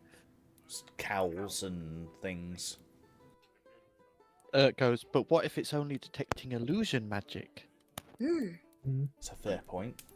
That could Pen- at least if we have a stone that can tell us if there's illusion magic, then if I'm there, I can then use Tree Sight to find out what. Without having to waste it, because I can only do it like maybe twice a day before it's too exhausting. I mean, we could do ascending to see if Wilma could work on something like that, and gives you an excuse to chat to Wilma. Do like to chat to Wilma? You like to do more than talk to Wilma. Don't know what you're talking about. Nothing compared to what I hear you do with Gunter. What? Yeah, I'm not ashamed, my dear. You could learn a lot from us, I'm just saying. By the way, why did you need cream last time? I mean, if I have to explain it to you, I just... You like sweet things. Really? Do I need to explain it to you? But why only cream? I mean, I'm very particular about flavors. and... Don't ask We questions. need to be you don't talking want about to know this. the answer to. Anyway. I mean, perhaps with the illusion magic stone, he'll be able to see the invisible spider that's still on his roof. That's not funny. He literally would not leave the room for like a week after Maverick left. He was just I don't blame him. traumatized. I feel sorry for him the next time I have to invite my foster parents to visit, because he's, scared of him. I mean, he should be scared of him, but he's, So, efforts for today. Go check on Gunther. Not Gunther. You reminded me of the other thing I was going to say. Gunther and the Underground have started their spy network. I informed them of what I saw, so hopefully that should give them a heads up to be more careful. They'll let us know if we find anything. Hopefully they aren't treating him as like a lower down or something like that. I mean, he was throwing around the gold drill, and I don't mean it in a kinky way. He was just, I think he'll be fine. So, check on Grifter and Halise as priority. Mm-hmm. Change our familiars or send random spider thing down to check on Faceless. If we're going to send multiple, we should probably stagger them, because it's going to look really weird if a bunch of rats and spiders just randomly show up. I am tempted to send one of my quicklings to spy on these that are setting off somewhere. Good idea. And find out where they're going. Did I hear which gate they were going to leave from, or which You did direction they were going? No. I'd probably just tell the quickling the description. I mean, it's fast enough. It could probably do a bloody target quick- around the whole city, Yeah. probably, couldn't it? In like an instant. They're that quick, right? Yeah, but that doesn't necessarily mean they're going to find the right person. No. I could do with seeing them myself and then sending the quickling off to say follow that person, but discreetly. I'll describe the what they changed into, so that they can look for either their disguises or cloaks with faces, masks, and stuff. Yeah. Okay. And next orders, send a message to Wilma to try and make a illusion detecting Magic stone. detecting thing. And then at some point, my drunken fellas are going to come back to me as well, and I'll just mention that they're not always like white masks. Just look for anything out of the ordinary. Look for anyone shifty. I mean, that's not going to narrow it down Swifty. much. Swifty. Cool. Okay. Battle plan. All right. So, Look at us planning shit. are you heading to go to Raji's first? Yeah, let's see if we can get Okay. Grifter back to some sort of sense. We're going to try and do concurrent activity if we can do stuff en route whilst Yeah, going there. like the quickling thing, I would have done probably there and then. It's like we need to follow. Okay. So you summon the quickling, and you watch as that final mote that was in Winter's Moon bursts out and forms into this blue-skinned, white-haired, vibrating small creature that looks up at you and drops to one knee and goes, "Yes, knight." I instruct the quickling to. So I'll describe in as much detail as I can. So anything that's got them white masks, because I'm going to assume most of them are going together. The description of the faceless that I've seen and the description of the faceless that Talia have seen, as like, find any one of them, and if they leave this city, follow them, but do not be seen. I just need to know where they're going, where they are at all times. Yes, night. And with a blur, it's gone. Right. Okay. So then you all leave the Gate of the Gods and begin your walk towards miracles and elixirs. Is there anything anyone wants to do whilst you're walking? I'll probably. Oh wait, no, I put that down last night. Never mind. Specifically, Yeah. Val wants to keep an eye out for the Tritherian people in Tritherian armor because he wants to know where they bought their outfits from. But aside from that, Yeah. Okay. You do see a pair of them just as you're about to arrive at miracles and elixirs, and this time it is a orc and what looks to be a hobgoblin. Val's going to go over and just loiter a little bit and then kind of go a bit closer and just be like, "Gents, what's the key?" Freedom. What is the cage? Tyranny. Welcome, brother. How can we be of assistance? I'm quite impressed by your armor. I want to know where you purchased it, what it's made out of, whether it's effective, kind of. The My armor armors. is given to us by the temple. It is standard issue for any acolyte who is undertaking the patrols. Okay, is it just standard heavy armor, or has it got some kind of special adornment? Is it made out of Just something? standard iron or steel armor. Just made by a local blacksmith for us with the correct Bet you could make that sort of symbology. style made. You should need Suit to your custom needs. anyway for your wings, or it won't fit. I didn't know whether it's like made out of a special lighter lighter material, because No, Val not- just spreads his wings and she's like, "I need to be able to get airborne occasionally." Understood. It's not. You have to understand. We are just basically patrolling to assist the local militia and to ensure that none of the other temples are becoming corrupt. That is our only duty. And I mean, so we do not. I think they're already corrupt, but okay. do you mean by corruption? We only deal with the upper temples and the districts, like the entertainment and the villages. okay, Underneath that makes sense. underneath it is the Red Rod enforcers who deal with things. Red Rod They- enforcers? They serve Asmodeus. They are acolytes of Asmodeus. They patrol the tunnels and ensure that none of the lower deity worshippers cause trouble in the tunnels. Lord of Hell makes sense. Well, That makes sense. Well, thank you for your time. I just saw it, had a bit of admiration for it, and thought I'd come and ask the question. Indeed, but like I say, it's just standard armor for patrols. We're not expecting trouble, so we don't have anything special. Do you know if the temple has anything special like that? If trouble I was to believe enter? we have a few things in the armory and possibly a few relics, but that is all. Understood. I might go and ask the question. But thank you for your time. No problem. And they continue Tritherian off on be their with you. patrol. And with you.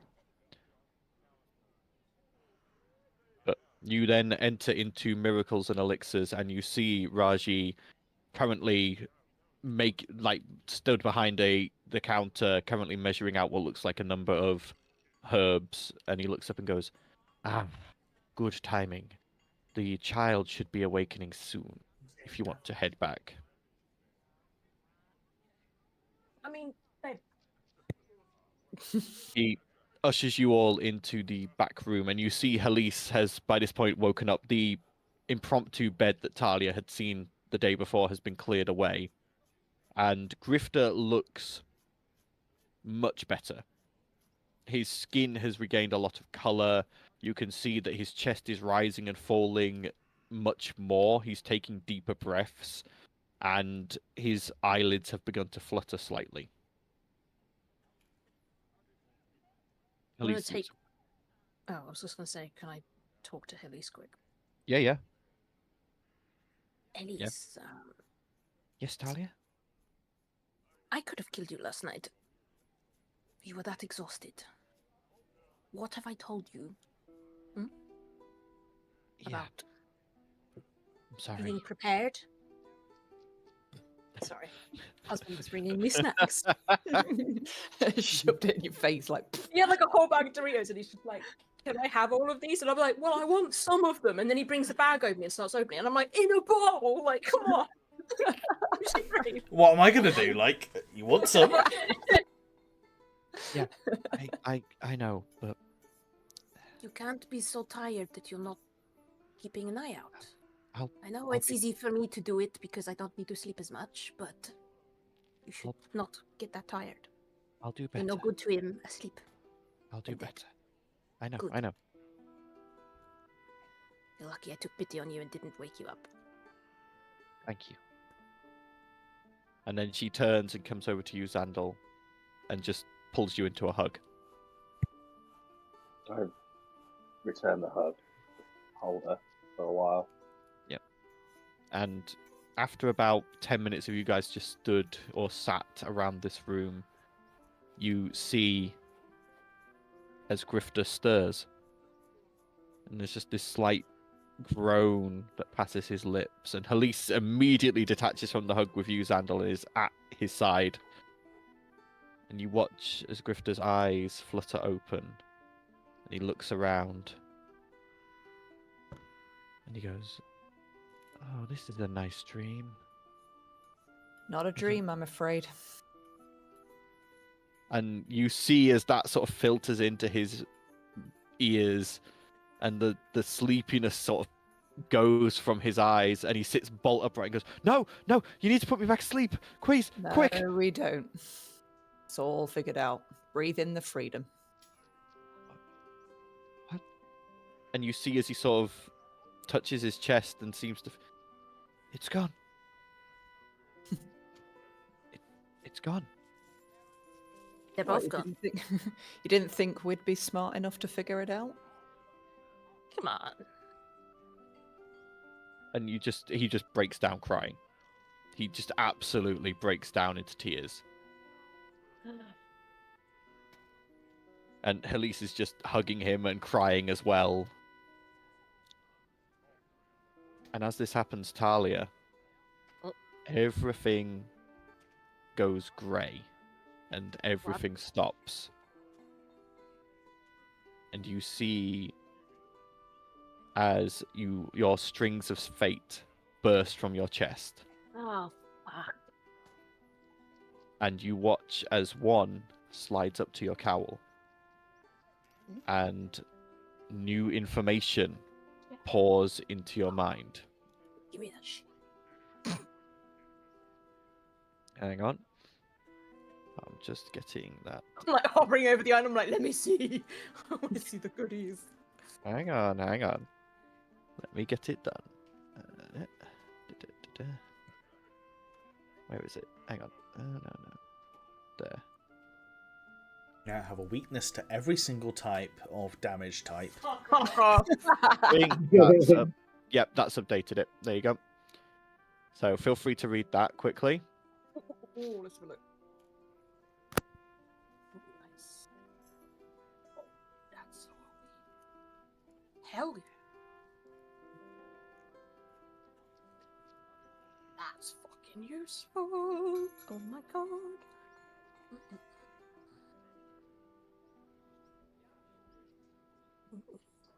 What?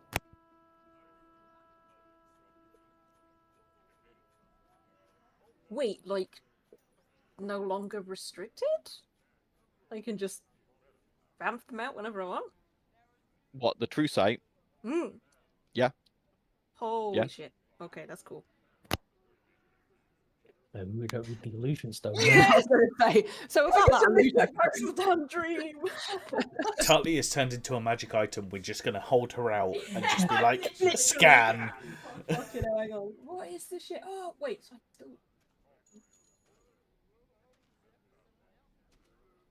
Is that faster than Val? Yes, that flight speed is faster than Val's. Fuck you. Yes.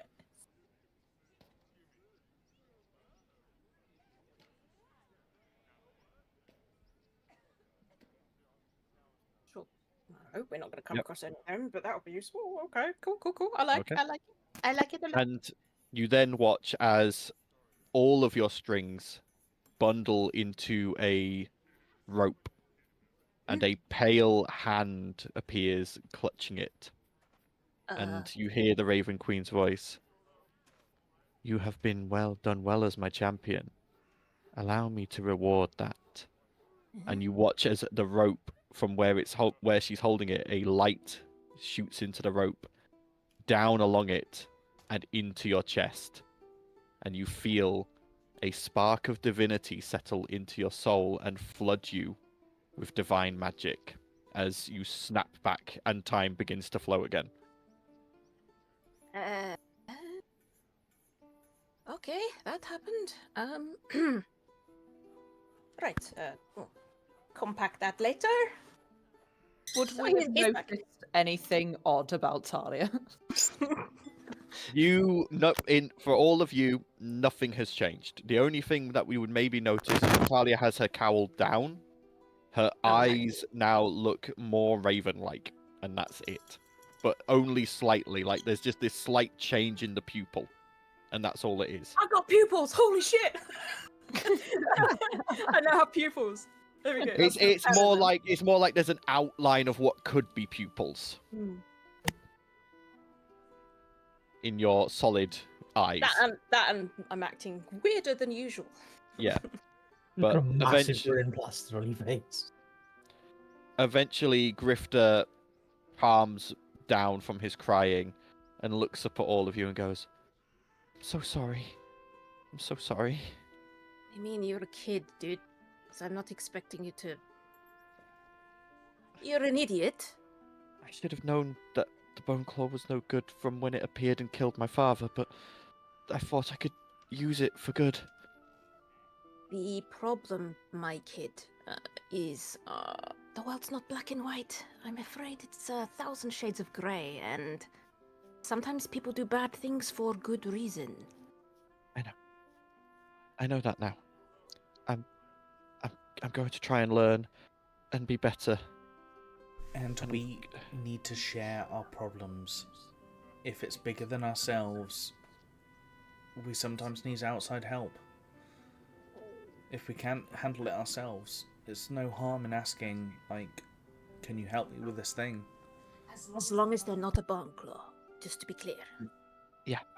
Or evil witch. If it's a bone claw, ask your friends to help you with the bone claw, and we will help you with the bone claw. Don't just try and deal with it yourself. Also, don't just ask Sandal for it. Like, yeah, I know. And Elise, I'm so sorry for pushing you away. And Elise goes, "Don't be stupid, you idiot!" And she slaps him round the back of the head, and he just proper like face plants into his own knees and goes, "Ow! What was that for? That's for being an idiot." And you just watch as they devolve into squabbling. And I'm just looking between them because I've seen the thread of their future, and I'm just like, I just mutter under a breath. You are muted, Vienna. Sorry, I If just you said were I've like- just sat in the background, just leaning against a doorpost. So Eventually, they both calm down, and Grifter looks up and goes, "What now?" You are going back on the ship. I'm back to my home when we have finished what we're doing. But you can stay on the ship until then. No one will be able to harm you on the ship. Okay. Oh, wait, you right. don't know what the ship is because you were unconscious. You'll find out. I- Try not to I- be scared. Oh, There's ghosts. I know what the ship is. I've seen you guys get on it a load of times at the docks. Will be good for the ghosts, so they'll throw you overboard. you also owe Will us do. $1 million gold. How much gold? I'm joking, Sort but of I said a million smack Val gold. at the back of the head. Shut up, boy. Eventually, Grifter is allowed out of the bed after Raji does a number of general health tests on him. And he gets dressed and packs up a few things, along with Halise getting ready to set off to travel to the ship. But he turns to you, Zandal, and goes... He literally comes up to you and gets on the floor, bowing his head, touching the floor. I can never apologize to you enough. You have a lot of work to do. Because if you put my sister through anything like that again, I don't have to like you. But because she likes you, I will tolerate you. That's all I can ask for right now. You right by her. Yes. I will. And he stands up, and though he is only a 13-year-old human, he is the same height as you. Yeah, no, I can imagine. And he looks dead into your eyes and offers out his hand. I shake it. And as you shake it, the hand that you shake with is the one with a dragon mark. And though it doesn't do anything yet, you feel warmth blossom from the mark for the first time in a while. You feel something stirring within it.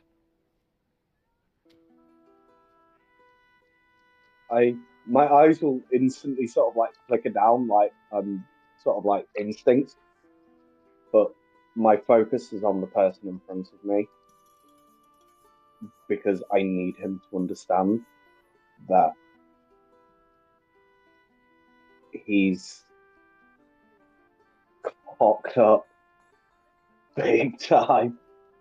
And you can tell, you can see in his eyes and in his general body language, he understands that. And he is planning on living up to that fact. He's not shirking it. He's not trying to get rid of it. He knows he's done wrong, and he is going to do right now. And as he and Halise begin heading off back down the road out of Zinabazab towards where you docked the ship, I feel like there's a good point to take a break. As it's 8:30, people need to refresh, get drinks, etc. So everyone please take this moment avoid the to... tech gremlins. Yes, avoid tech gremlins. Everyone take this chance to get drinks, get snacks, do whatever you need. We will be back in 5 to 10 minutes. Okay? Okay, we are back. So, as you all watch Grifter and Halise head off over the horizon, what would you all like to do? I'm going to glance down at my dragon mark now. Yep. I'm going to put the glove back and just have a look. Glancing at it, you see that it doesn't look like it's changed much, but there is just this, at the edges of it, there's just this faint bit of colour coming into it. You can't really see. It's not huge, but it has changed ever so slightly. Okay. I'm just gonna freak out in the corner a little. I mean, you're out on a road, so I'm just gonna freak out then, like mutter to myself or something.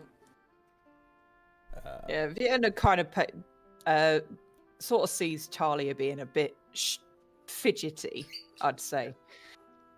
It's like, you good? The Raven Queen said hello to me. She doesn't do that very often, and I think I can do what you do. You know, the blasting. Oh, I was wondering. I was going through everything in my head, like. I think I made a deal. do you hold your hand out, Talia, when you say blasting? I am not going to accidentally blast anyone, if that's what you're saying. No. I'm just checking, just checking. You mean the Eldritch Blast? I think so. Which means you've made a pact. Yeah.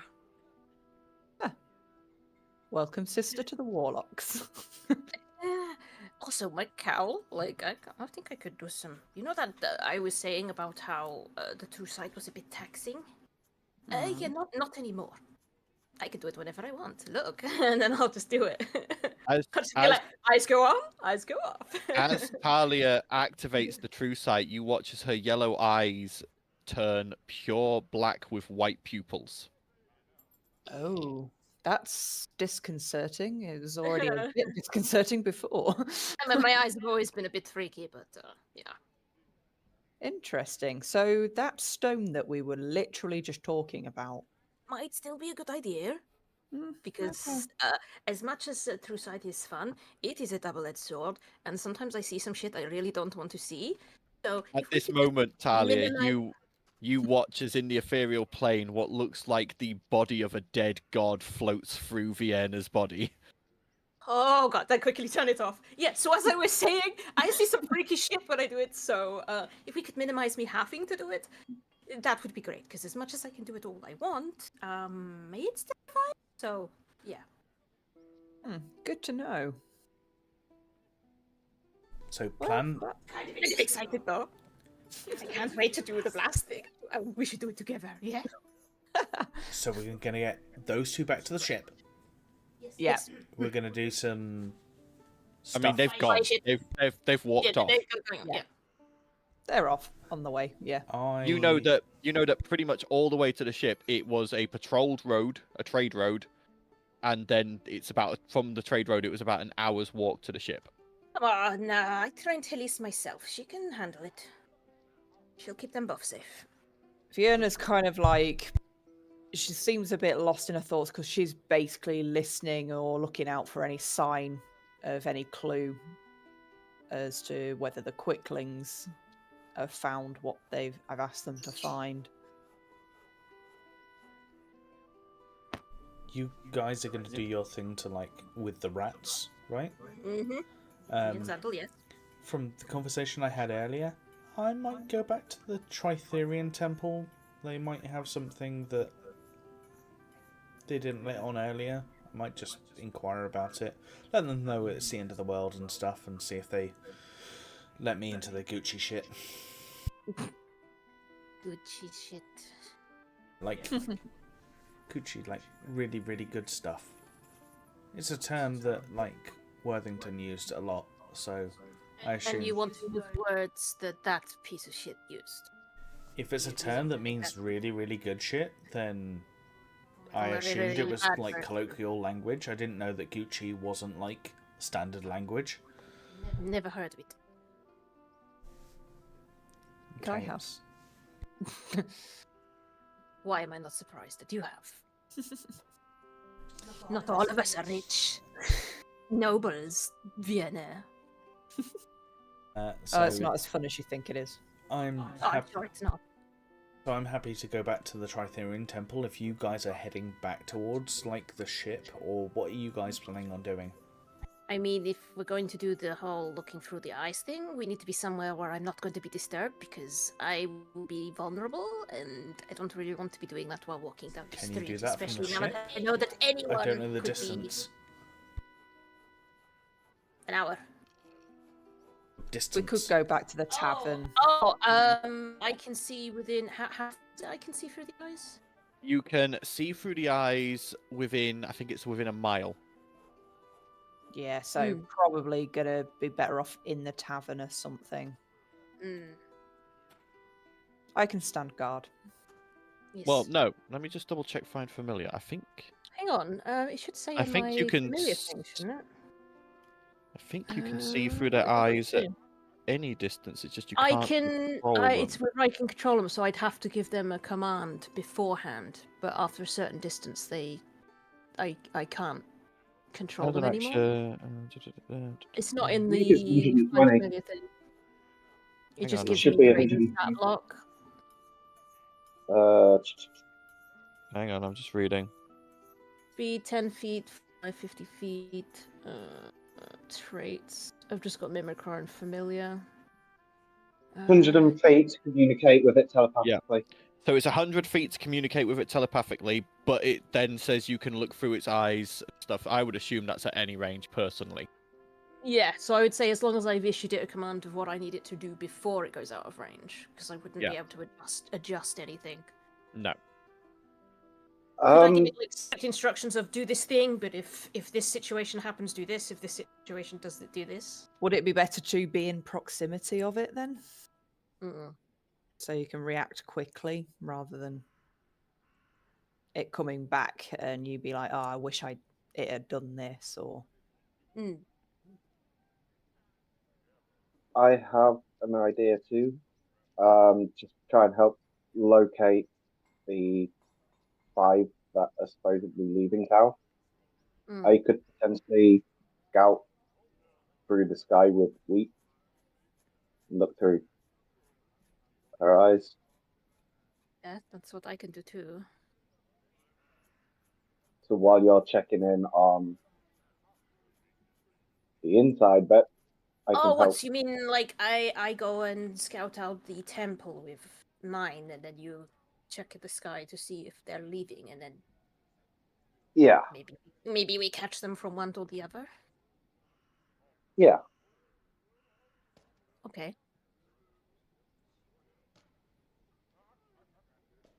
That works. So are we doing this in the tavern, or are we doing this from the ship? Bear in mind that the ship is further away. I think we should do it from the tavern. So got the rooms in place then. And then Blossom and Vienna can like watch the door, keep us safe. Okay. So you turn and you head back to the tavern. Val splitting off at the door to head up the mountain back to the Triferian temple. As you all enter in and go to your rooms, what would you like to do? Go to our room. Lock the door. Blossom and Vienna watch the door. Get some Kleenex. To my ship. Okay. So first off, you have to recast the spell to change your familiar shape. Yep. That'll take 10 minutes each. Yeah, with the brazier and the 10 gold pieces worth of charcoal and herbs. Yeah. So what form are you having Queenie take, Talia? I guess a rat. And then I'll apologize profusely. Okay, you do the ritual and you watch as Queenie morphs and changes into the shape of a large black rat. I'm sorry, Queenie. It's only temporary. Okay. And is Wheat staying as an owl? Yeah. Yeah. Okay. Don't let your owl eat my Queenie. You do see Wheat hopping from foot to foot, looking at the rat. I'm just holding Queenie in my arms, like, leave her alone. That eats Queenie. I'm eating it. Eatception. Okay. And as you open the window in the room and you let the 2 familiars out to go about their duties as you telepathically relay to them their commands. So for Wheat, go ahead and make me a perception check with advantage, because owls have keen eyesight. Yeah. Would it be my perception or Wheat's? Because I haven't got them. It's Wheat's. So an owl's perception is... I'm just going to add a rat to my thing, and then I'll delete it when I'm done. So she's just a standard rat? She's not a shiny rat, is she? Standard rat. Perception is a +3 for an owl with advantage. Okay. Cool, I've got the stat block for the right rat now. Is she a shiny rat? It's not Pokemon. Black rat. So it's a 19, not 19. a 31. Yeah. Oh, I don't know why the roll didn't keep. Okay. You send Wheat out, and it takes about an hour of circling this, because again, this city isn't a city. It's like you've got the entertainment district and the temples, but then you've got multiple villages and towns spread out all within the area effect of this weakening of the divine gate and this contract. And it takes weeks, a while to cover this whole area. But eventually you do see on a road heading south a familiar mohawk of purple hair amongst a group of 4 others. And they appear to be it heading... isn't familiar to me, but I've heard purple mohawk, so... Yeah. And they are heading... They are heading south. Down out of Zinabazab. Just about to cross over the threshold of the contract area. The ones that you're looking for have gone south. They're just about to cross over. I wonder if my quicklings found them. With a 19, Wheat does notice a blue blur ducking from cover to cover following this group. Yeah, it's found them. Good. That's a good start. In the meantime, Talia, your rat queenie scurries up the path and then through the feet of pilgrims and worshippers heading into the tunnel, scurrying in, following the directions given by Vienna. It eventually smell, whatever that means. So that's just perception checks based on smell. Wisdom. Yeah. Eventually, it finds this dark, shaded tunnel and begins heading down it as you watch through its eyes. I need you to make a survival check for the rat.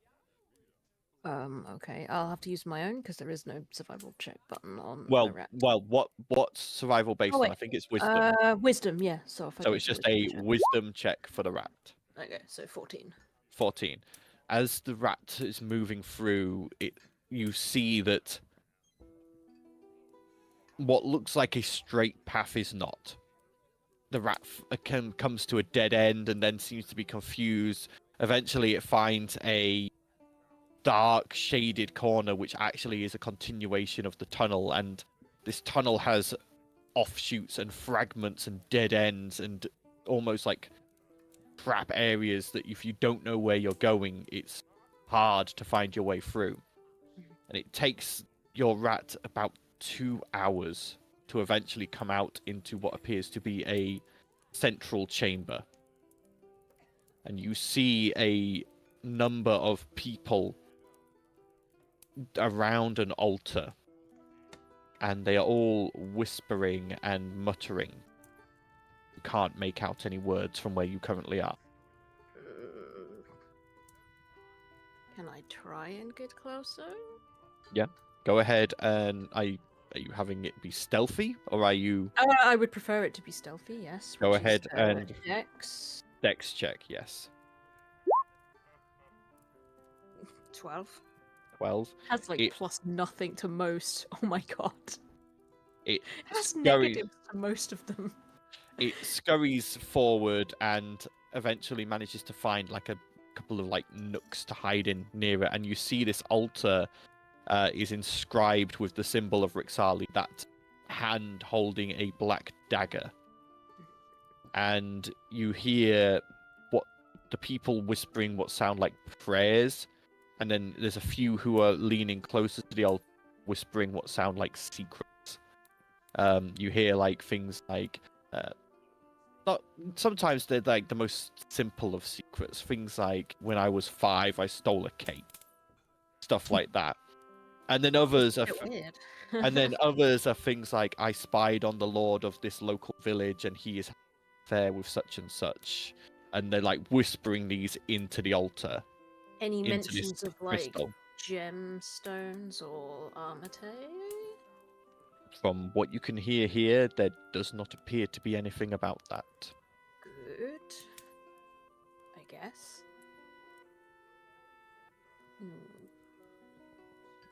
anything else? Like any other symbolism or shit From going on? where your rat currently is, that's all it can tell. I'll do like a sneaky lap, but I will be like tense and being like, I will de-summon and just cut the connection if they're spotted at all. Okay. Go ahead and roll another stealth and then an investigation check. So stealth. Ooh, not good. I'm probably gonna get squished. Oh, and that one. I'm probably gonna have to just dismiss her. Game over. As your rat tries to sneak closer towards the altar, you see as one of the figures looks up and the blank mask looks directly at Queenie. And I'm just You like, watch. gone. Yep. I don't want them to discern who was using it. I don't care if they know they're being looked on. They don't, as long as they don't know who. Yep. Okay. You desummon and you snap back to your own body. Oh fuck, that's not good. I was gonna say, it'd probably have been better to keep Queenie there to act as a rat. Yeah, I got a bit greedy because I wanted to know what they were talking about. They're just talking about mundane secrets. Some of them are really fucking weird. Like, does Roxali get off on people like stealing cake? Like, what the fuck? They're just secrets. I guess she likes Like secrets. prayers, they can power certain gods. I guess. You're not there, Val. No, I'm just saying as a non-player character, like outside. As a player. As a player, yes. Yeah. Okay. I don't think there was no mention of us, no mention of gems. I don't think. I think they're just there as a little battery. Yeah. Any luck, Fair enough. Zandal? See anything else? Yeah. I'm assuming that all I know is that they're crossing the threshold. Yeah. Yep. They've crossed the shit. threshold. Are you Oh, having what happened there? You disconnected from. technical? All I did was disconnect my It was an NVIDIA broadcast error. Anyway, yeah. how do I Zandal. fix Zandal, are you having Wheat follow them or? Yeah. Okay. that? You I don't know see how to them fix it. continuing to head south, just along this trade road. They just appear to be traveling. Oh, I can't Unless you have Wheat Right. go closer and try and listen in, you will have no idea of I fucking know, I'm destination. trying to fix it. Shut up. Is there any trees nearby? There's a number of trees. They're just about to head into like a small forest, and they're heading like the trade road cuts through it. Okay, I'm gonna have Wheat go sit in a tree, like Oh, it low works. down on a branch. Yeah. Okay. Go Um, ahead and make a perception check with advantage. It's another +3, Yeah. and owls have keen hearing too. So, like I say, with advantage. Ah, there we go. Okay, fixed. 2, 3. Don't know what happened there. 22. Okay. As Wheat lands and listens into this group, for a while they're not talking about anything. They're just walking. Just walking. They don't seem to be talking at all. And then you hear one of them pipe up. When are we meeting up with the other groups? And another one goes, you know we're not supposed to talk about this. Well, I'm interested. Look, Shade has already departed with a number of other groups towards the Drake Crags. We're the last one to go. We'll meet up with them when we get there. Just be glad you weren't in the Fanged Ladies group heading up to the Ghostlight Woods. Apparently it's cold up there. And then at that point they pass fully past Wheat and are out of hearing range again. Okay, I'll get Fucking lady. I'm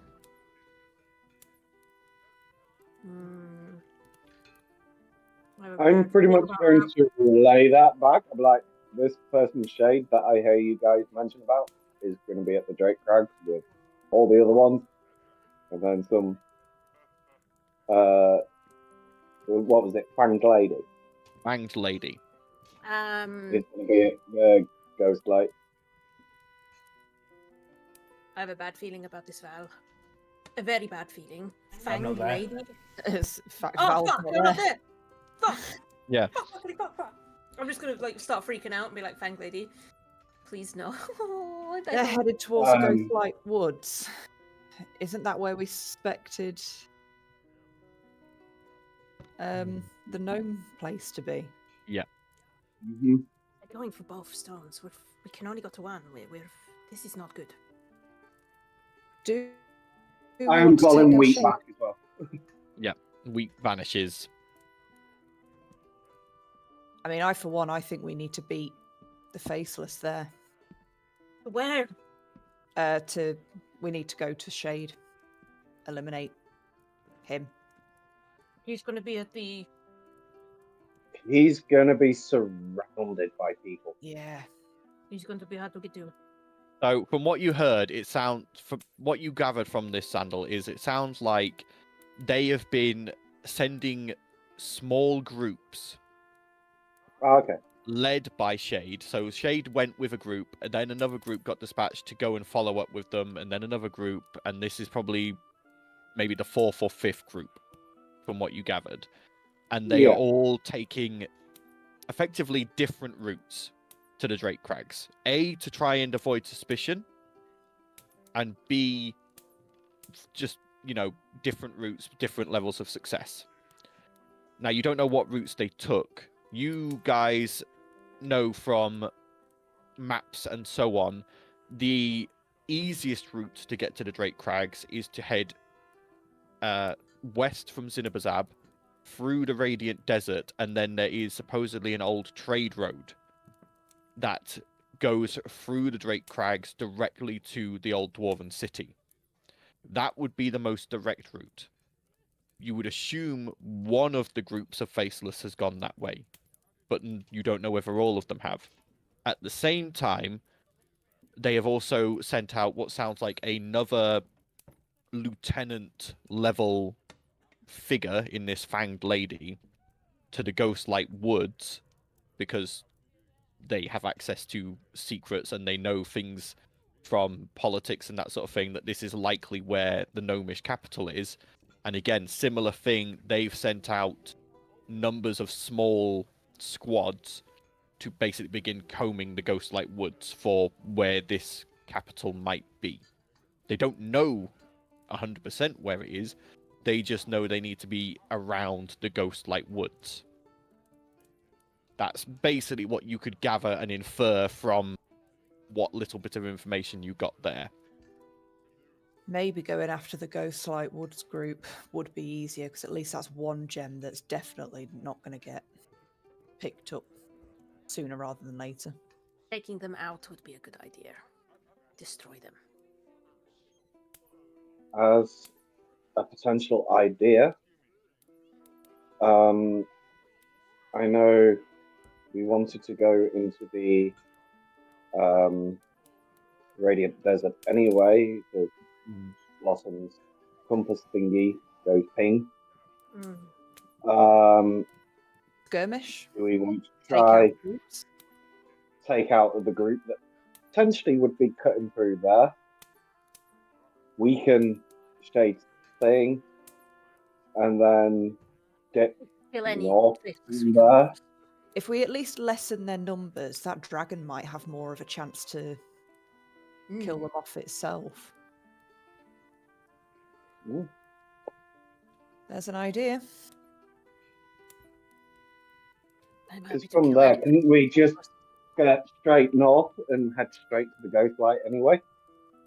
I Have the hate ship to meet us there? suggest this, because it's not usually my forte or something I usually advise. Could we get help? Do we have to go after some of these groups, or could we get others to go after them? I could see if there's any underground in this city. If we go the Radiant Desert way, pick off them, maybe we could send someone towards the Ghostlight to pick off this group. The underground have At assassins. least, or at Just least saying. slow them down. Mm. Shall I go and see if I can make contact with the underground, send assassins? I don't know how trusting I am of the drow to ask them. The underground, not the drow. I know, but from my point, Hmm. to ask for help, I wouldn't trust the drow either. no. There's no guarantee that there's an underground cell here, but I can find them. Easy enough. Well, it's somewhat of a plan. To the bar and get a drink. And I'll Anyway. talk to the bar owner. We'll have Anyway. a bit more of a think. Meanwhile, Val, you have scaled back up the mountain, back to that spear-shaped entrance, and head in to the outer courtyard of the temple. Val walks in with a completely different persona. He is cocksure. He is confident. He is focused on what his objective is. And if he sees the individual he spoke with, I can't remember the epic name guy earlier. Revenging Blade. Yeah, Revenging Blade. Does he see Revenging Blade? You do. He is sat out the front, currently just seeming to be meditating. He goes up to Revenging Blade and says, I need to see who is in charge of this facility right now. You see Revenging Blade open his eyes and go, You're talking to him.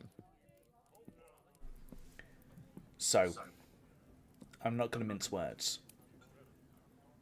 The end of the world could quite happen 2 days, 3 days, 4 days from now. This is what Tritherion told me, and I will explain the vision that I had from Tritherion. I will explain about the gate. I will explain about the gems. And I will say, I need access to your vault, because some of your people down on the hill explained that you have some items that could potentially be helpful in stopping this world from ending. I also could possibly use the help of your strongest warriors, the farmers who are best trained, the people who can wield weapons very well. Not all of them, because I understand that you're still training them up. But if we're going to war, if we're going to save this world, I need a fucking army. And I don't know where else I'm going to find it, unless I'm starting from here. And he's going to give it with the most confident look that Val has ever given, and the most kind of confidence that he has filled from him being, like his being. He's going to give everything into this one moment. You see his Revenging Blade stands up and looks up at you. You will not have access to the vault.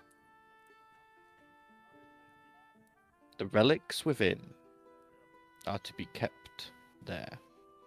They are not to be given out willy-nilly. If Tritherion had wished you to have one, he would have made sure you got one. If there is such a war coming, we will prepare for it. We will be ready. But we will not form an army. Each person must be ready to fight on their own, and as their own. What I can do for you is I can lend you one of our suits of armor. One of the more powerful ones. Not the regular patrol kind. And he gets up and walks off, beckoning for you to follow with his wand. And he leads you to a different building than the one you were in before. Going in, he pulls out a key and opens the door, leading you inside, and you see rows upon rows of racks of weapons and armor. And he leads you past them to a locker at the back, and he opens that with a separate key.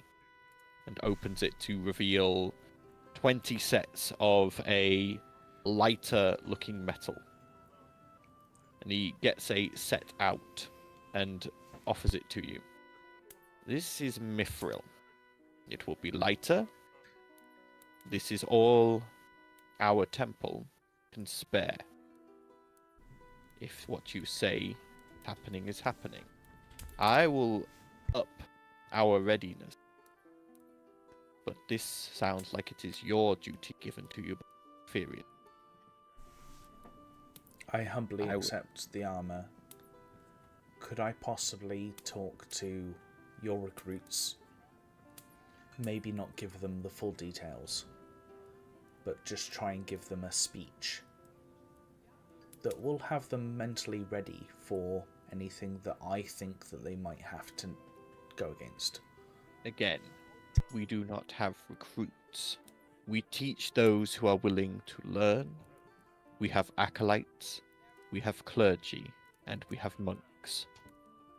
You are welcome to talk to any of them you wish, but we do not hold meetings as such here. There is no mass, there is no organized prayer. You are welcome to go and canvass the building and talk to as many people as you wish. But that is all I can offer. That's perfectly fine. I will find a way of chatting, of talking. But I completely appreciate, and I am very thankful for this gift of armor. I know that it's above and beyond what you need to do, and I am very, very thankful. And I give a very, almost like half downwards, bow. Yeah. To show how thankful I am for it. He nods and then goes, if I could do more, I would. And had you come to me and told me I had months to prepare, maybe I could have done. But on short notice, this is all I can do. This is all I can spare. We can hope that there's months left. Indeed. And if Triferian has entrusted you with this, then there is a chance that there is. Otherwise, we all would have received the vision, and he would have mustered us to some form of fighting force. Now, I wish you good day. And he turns around, locks the locker, escorts you out of the armory, and locks that up before he goes wandering off. So you're aware, what you have got is a plate of mithril armor. Full set. Full set. It's not enchanted. It is just plain. If you search it on DnD Beyond, it should be there. It's like a mithril plate mail, basically. But because it is mithril, it is light. Disadvantage on stealth checks. Don't forget. With mithril, because it's light enough. Oh, what's the point actually? No, mithril. Yeah, mithril does not give the same disadvantage. It's plate. It's a lighter metal, isn't it? But because it's mithril, it's light, so you can fly with it on, and it does not give disadvantage on stealth check. Just checking, because you said plate mail, and I wasn't sure. Val is going to have a look around and see if he can pull up a fruit box or some kind of crate that he can stand on. Oh, right. At some where point, you were going with this. And he is going to head towards where all of the farmers and everybody is training. Well, today there's no one training. Okay. You can see there's no one currently in this courtyard. It's obviously, you came yesterday, which was obviously a training day. Today is not a training day.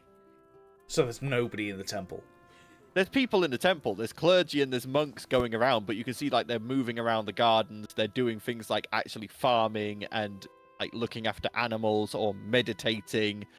There's no, as Revenging Blade said, they don't have it's not like other temples where they go, right, it's 10 o'clock, everyone has to join up for prayer. The whole thing of Triferian is a lot of it is self-reflection. It's a lot of meditating. It's a lot of not being a slave. Yeah. So there's no scheduled anything. So as you said, As he said, you're welcome to walk through the grounds and go and talk to anyone you want, but that's entirely up to you. There's no... Vision of him sat on this box talking to like 3 people. It's like funny you there's say no- that. Like Val walks through the halls, like back towards the front entrance, and it's just like, checking the audio, like seeing if there's like a reflection point, so that he can see where the most echo is. And then he's just gonna like stick his box down, stick his pamphlets in front of the box, and he's just gonna be like, clap his hands as hard as he can to see if anybody pays any fucking attention. If nobody pays attention, he's gonna carry on. But if people come and like want to know what he's gonna say some stuff. No one pays attention. Everyone's just going about their daily routine. And he gets a bit angry. He stamps through the wood of the fruit box that he stood on. What you do, you realise this fruit box was not empty, and you've just stuck your foot through a melon. That's fine. And he's just gonna walk out. He's like, he was trying to like actually do Tritherian's will, and Tritherian just wants to fuck him off over every like element he tries to do something good. He's a bit angry about this actually. It's gonna like add it into his anger well, I think. You ever noticed that every time you try and be someone you're not, it doesn't go your way? Have you tried being yourself? I have Maybe to be. that's the lesson. I have Maybe to that's be. the lesson he's trying to teach. Yeah, like I mean, we have to warn people about this shit. Like, I was trying to do the thing.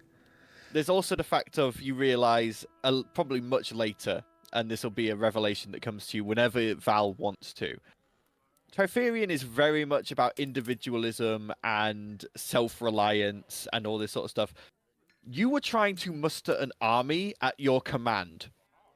That doesn't really tie into slave. many of the teachings Yeah. of I was trying to Tritherian. muster an armor at Tritherian's command. He was the one who told me that we need to like go against this enemy. Yeah, I'm just no, like, You! was trying He to said, inform. he said, And we you are! need to go against this enemy. Yeah. You like I say, whenever Val wants to have this revelation, it can be now, it can be months down the line. Basically, he will realize that Tritherian has given him this role in such a way to try and avoid having to do what Val was trying to do. He's trying to have a select group or a select person deal with this before it gets out of control, and he needs to like rally all his followers into some form of army. Val starts taking notes. He's like, so, end of the world kind of stuff, you probably need more than one person, just a note. And he's going to, like, start filing these, and he's going to, like, submit them to the Church of Tritherian after, if he survives everything. Yeah. He's just going to, like, make this pile of notes that are just, like, you're actually a bit of a dick, aren't you, kind of thing. Tritherian gets that one and goes, writes back on it, you're part of a party, hands it back. The strings of fate. Anyway, woven up together. Ooh. Eventually, you guys had gone down to the tap room to have a drink. Val comes stomping back in with a melon on his foot. I'm like, I'm not even going to ask, and then I'll start having a conversation with the barmaid, or barman, in Thieves' Camp. Dropping all the key phrases, like, I need to talk about, like, a builder or a driller, or, you know, all that They- underground shit. You know, They just, I need to get in contact with the underground. Are they here? Like, They- is it a thing? yep, Jim and Jane basically just talk to you spy now. about, they suggest a number of building companies nearby, and none of it is No, in no, no. Thieves' Camp. I mean, oh, they don't speak Thief-Cant. I was turned around to the entire band and was like, does anyone speak Thief-Cant in this place? You see one hand go up in the back. Hi, I do. Are you like a member of still in Thieves' Camp? So I just sound like I'm having a random shouting match across the tavern. You know, is there like a underground thing around here? Do they have a cell? Is that a thing? You know. No, but I'm a member of a cult of one of the gods of thieves, so I speak Thieves' Cant. Yeah, that's not really what I was looking for. Thanks for nothing. No problem. Yeah, so Veyana, there's no underground cell. There's no assassins. Does it like need? Find out. His name is Bob, and he is the biggest hero in the world. I was gonna say, Vienna, she'll just go like, might not necessarily need to. If he speaks Thieves' Cant, he might know someone and know someone and know someone. Doesn't It's have at this point. It's at this point. This person comes over, and you see it is a elven male, and he goes, "In Thieves' Cant, you said assassins. Yeah. You do realize there is a temple for the god of assassins here." There's a god of assassins. It's not for everything, right? It's Ezio Auditore de Firenze. Yeah. I'll tell you. Or you know, there's various other of the lower gods whose followers are mercenaries. or... Just climb over your head. there's members of the cults of the lower gods who are mercenaries or sellswords or cutthroats. I need Or someone who's a bit more of a good aligned, kind of, or at least chaotic good, you know? They're gonna find someone who's gonna kill who's good. Good luck with that. And then he pays his tab and walks out. Even Vienna goes, you Like- do know I'm in your party, right? Yeah, but you just said that we should send someone else to do the thing, so we can't go. So I'm trying to find Yeah, I someone. know. who I can mean, kill people in- you just said about the alliance. Why bit, would we- about why being would we- good? Why would we not send bad people to kill the Yeah. faceless? Because the bad people Because are if also they're going to bad get. people, they might get convinced to join them rather than kill them. Not if Why? the coin's good enough. The faceless are doing something that's going to hurt all the gods, right? Not just the good ones. I mean, It we could affects everyone. let's go and visit the Temple of Assassins and see if we can convince any of them, pay any of them to like go and kill some faceless for us. At this point, you hear Jim go, "Are you wanting something doing?" Like, Yeah. Jim Well- will fix it. if you're wanting an intermediary, you could always go to Contracts R Us. Is that really what they're called? Are you serious right now? Yeah, it's here in the entertainment district. It's owned by a guy called Jinza, and a lady called Jinza actually. And normally she acts as an intermediary, but for people wanting to make deals with devils. But you know, you could Like maybe a contract negotiator? effectively, yeah. I'm not looking to make deals with devils. I just want a few people killed, you know, for gold. I mean, devils can send devils to do that. Yeah, but devils have like this little small print that's really inconvenient, and I don't really want to deal with that. Well, Can that's they be an intermediate for an assassin? I mean, possibly.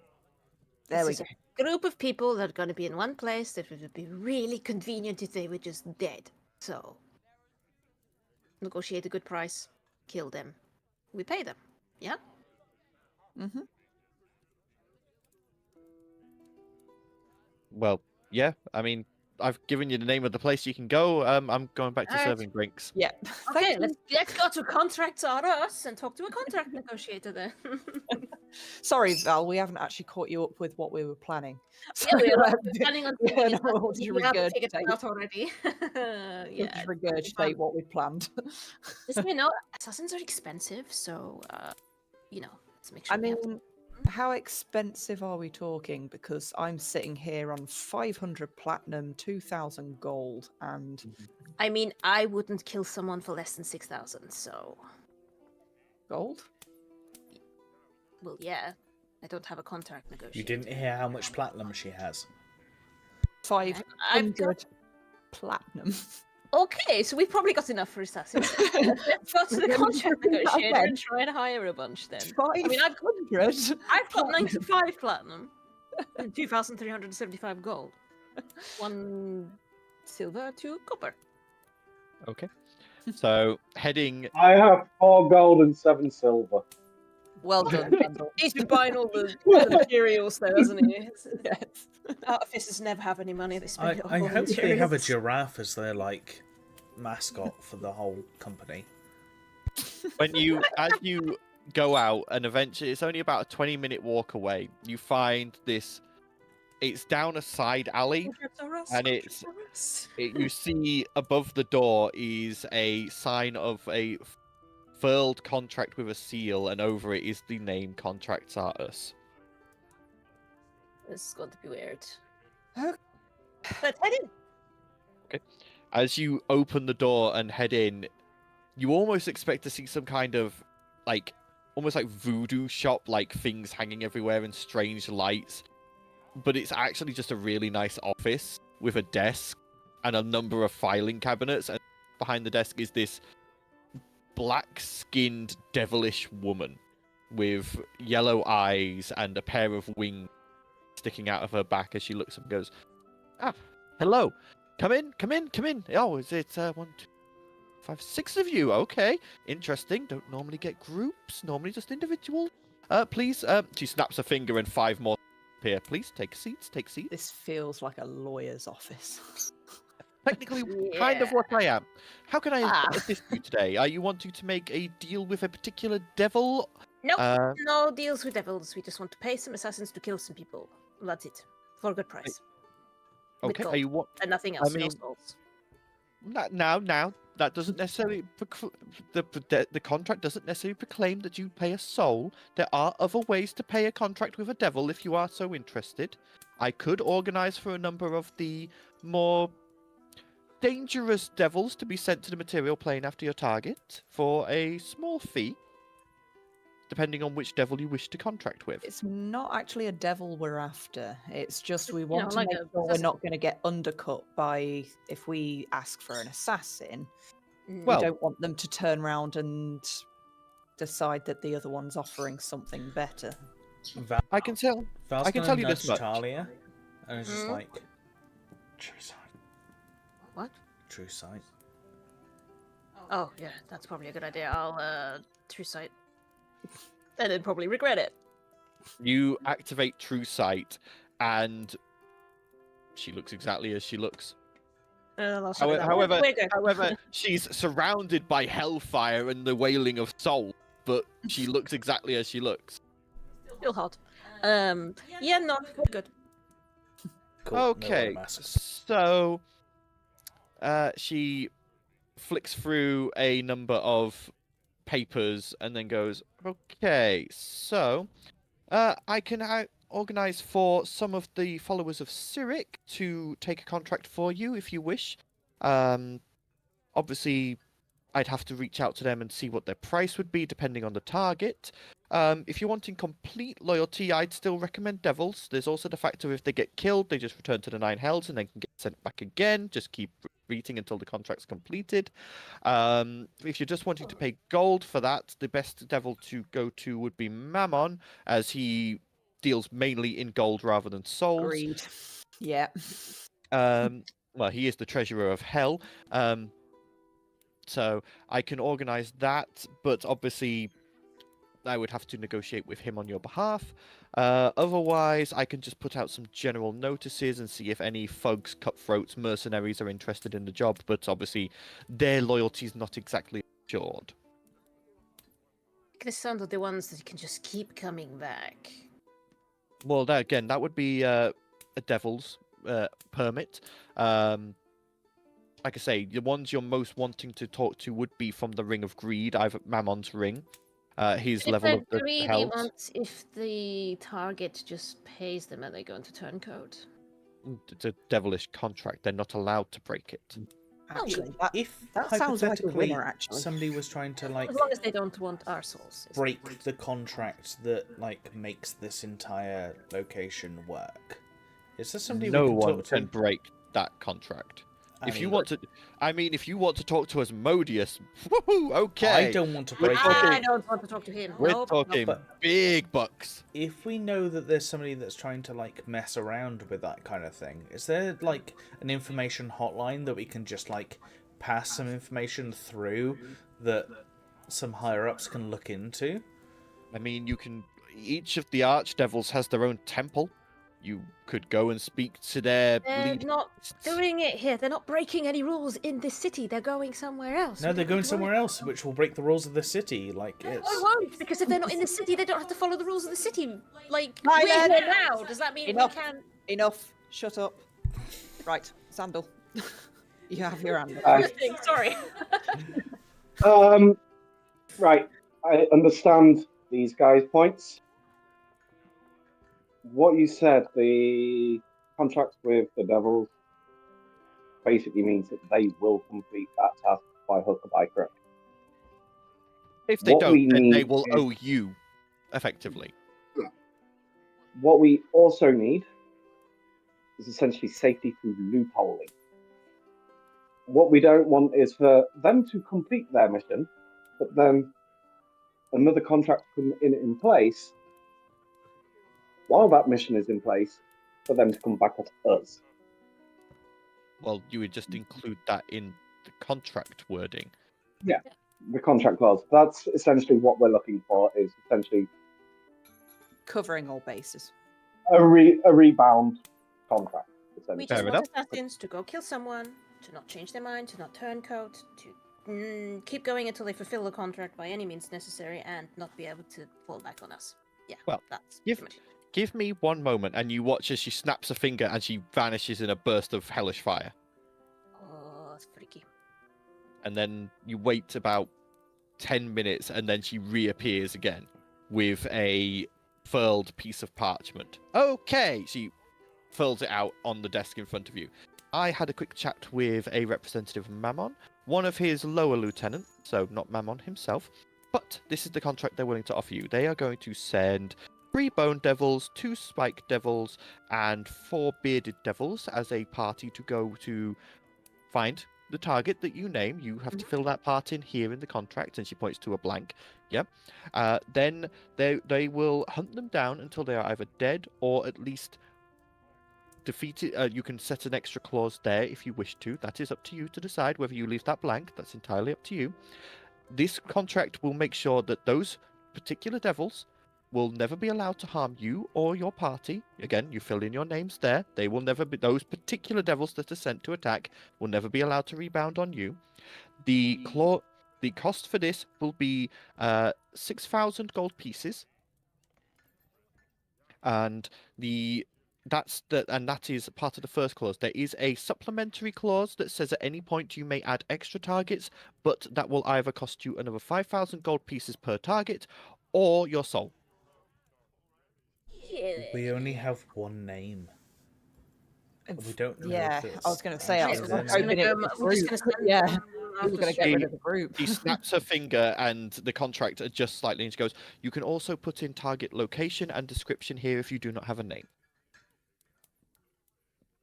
So what, send these after Shade? I don't think that's going to be enough for Shade.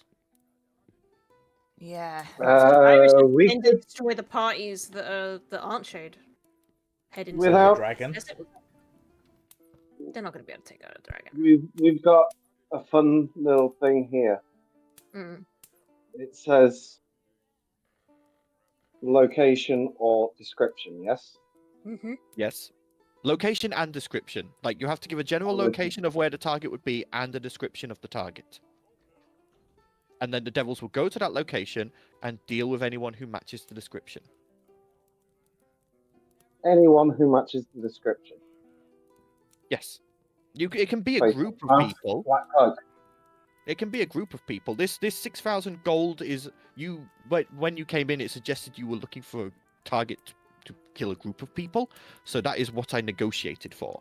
If you were after an individual person, then they would have judged it by that. But suggesting it's a group suggests they're probably lackey level. Our plan was the ones up Ghostlight, the Ghost Woods.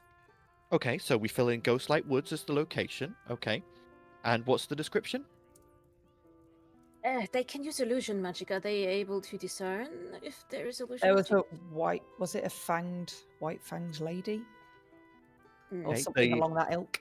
The fanged lady. Okay, and you said illusion Black- magic users.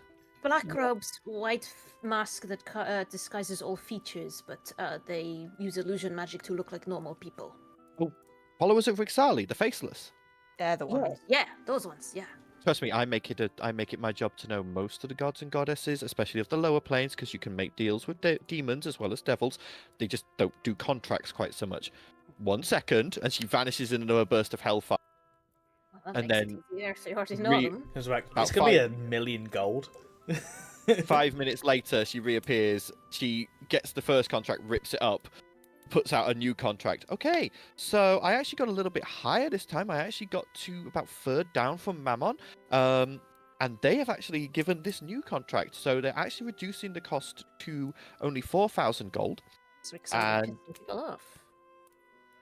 Well, with the blood war and everything, demons and devils don't get on. They are adding these details. However, they do add a clause. They wish to be able to be allowed to use devilish iron. You have to tick that. Just bear in mind, if you allow that, then you are damning the souls of anyone by devilish iron to Mammon's control. I don't care. I don't really think Mammon getting control. If of they them. mistaken somebody that's innocent, This is why it's a tick box. You can say no, but I'd then say their, yes, soul- but their souls go to wherever they're meant to go when they die. But if you tick that, they're allowed to use devilish iron here on the plane for this contract, and anyone slain by devilish iron immediately goes to the hells. my concern is moving enemies from one demon to another. can we add a clause Devil, please, devil, not demon. We will not. Alright. We will not have that racism here. Thank you. Racism, what? Speciesism. Devils and demons are different. They're both fiends, but they are different. Thank you very much. if prior to ticking the tick box, can we make it that they have to do a check that they are the legitimate targets? Well, they're looking for. Literally, you see here, it says followers of Rixali. And let's be honest, they've only got one thing on their mind. We don't know. Most followers of the Faceless, Abyss Dust, remember? They don't have souls. They're just The mindless town that we thralls. went into, people who were afflicted by abyss dust, they're not evil people. If they had their souls taken away from them, like, Yes, but the key point here that I think Talia's trying to make is, once they've had the Abyss used on them, their soul's already gone. They're That is just mindless. they're just Yeah. mindless puppets This by that point. is war. I will sacrifice thousands if it saves millions, Val. That is war. I Might understand. not like it, but sometimes it's I necessary. understand, Val, if it's not in your remit. I will sign it myself if I, I will have sign it to. too. You are Can not we- obliged to. can we make one small clause that one of us has to be there as like No. a third party? No. No, No. we've got enough on. That's why we're doing this. If we Do have you to, think I I know, would- we're like, doing it I mean, ourselves. on the moment that they're gonna judge somebody's soul to go down to hell, if it's the wrong person, Wait, sorry. You found your target. Could you just wait like 3 days for me to arrive just to make sure it's the right one? Val, really? I mean, somebody looked at me and was just like, "You're evil. You're going to be a slave." I would rather somebody look at me and just be like, "Give me 3 days grace," and then I wouldn't have had to be a slave for my entire childhood. We don't have 3 days grace. They could get out of Dodge and then not be destroyed and then end up doing something worse. This is war. Val walks out. I mean, to be fair, there shouldn't really be many people in the Ghostlight Woods anyway. From what I know, I mean, it's pretty much Also, a dead place, isn't it? Depending on how we word how the contract's worded, if we're specifying that they can use devilish iron on followers of the Faceless, or They have not have should- souls anyway. People don't who are have souls, though, forced and to we be don't. with Rixali, that's Val's concern, and that's why he walked out. If they were like people that were brainwashed and could be saved, that's one thing. But if they're already mindless slaves, like there's no saving them. This isn't like some evil warlord that you can take out and then convince them to go back to being good. Like they're not savable. So I'm willing to make that thing. I'm Blossom was not to cite alignments, but I'm without- chaotic good, so this is well within my remit. Sorry, Blossom. No, I said what I was saying. Yeah. Hmm. But that's the thing with Devil's contracts, that Yeah. they do have to abide by the contracts. Which is probably the safest. Oh yes, we're gonna do. there's even down here, there is a clause that if they do not manage to successfully take out all your targets within, I think it's 2 months, then you do get a refund of half of your gold. Oh, that's nice. That's a pretty good deal. So, is this I how just we're want gonna do it? to make sure that there is nowhere in this thing where any of our souls have to be payment, like any little clause where some tiny little detail is missed suddenly, or our souls are down. Only in that second clause, if you name an extra target, it's either a cost of 2,000 extra gold for the extra target, or your soul if you do not have 2,000 gold. Birabek. So as long as you have Can gold, I- you're fine. This is why I suggested Mammon. Mammon is very forgiving when it comes to soul payments because he's also interested in money. He's I one of also- the also more noticed reasonable the- devils. The slippery, only those devils. That's not to say that there won't be other people that could then pay them to come after us.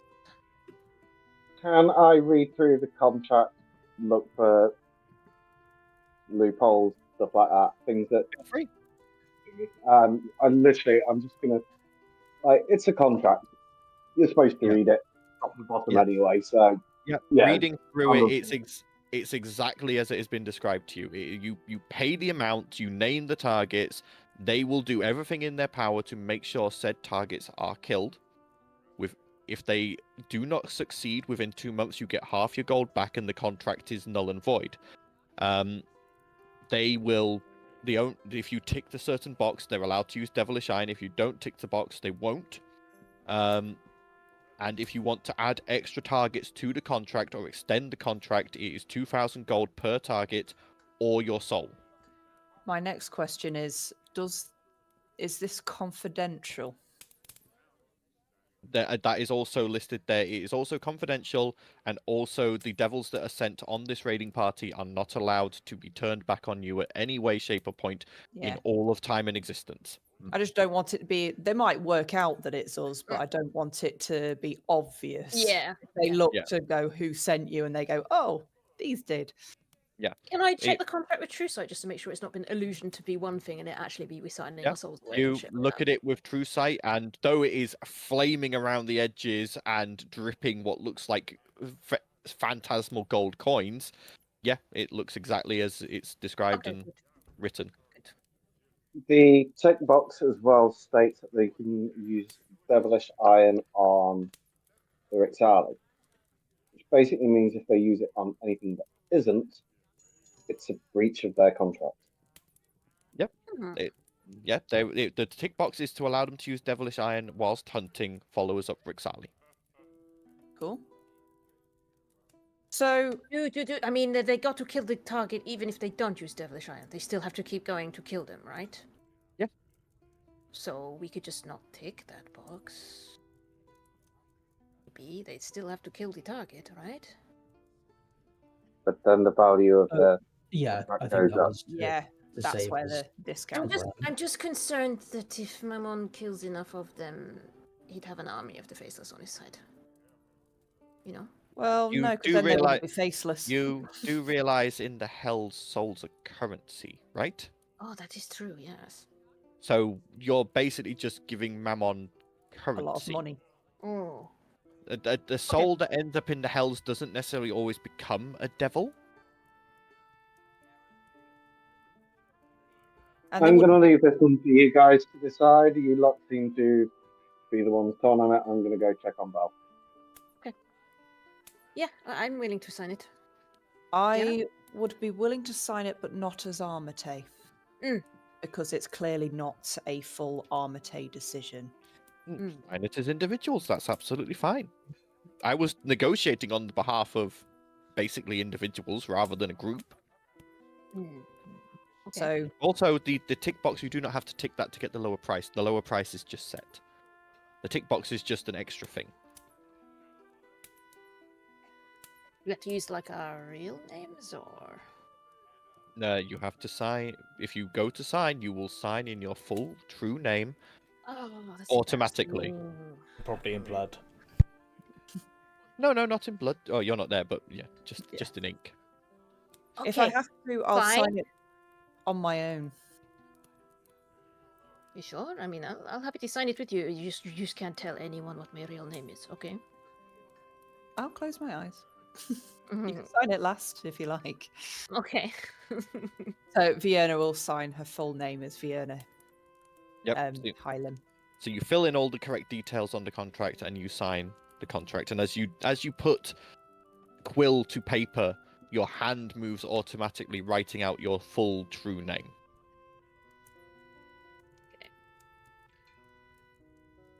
Okay. I guess I'll sign it, but my true name is Talina. Talina Elizabeth Darkfall. She was cringe the whole time she's writing it. Blossom, are you signing? If I don't need to, if those two No, have you signed don't it, need to.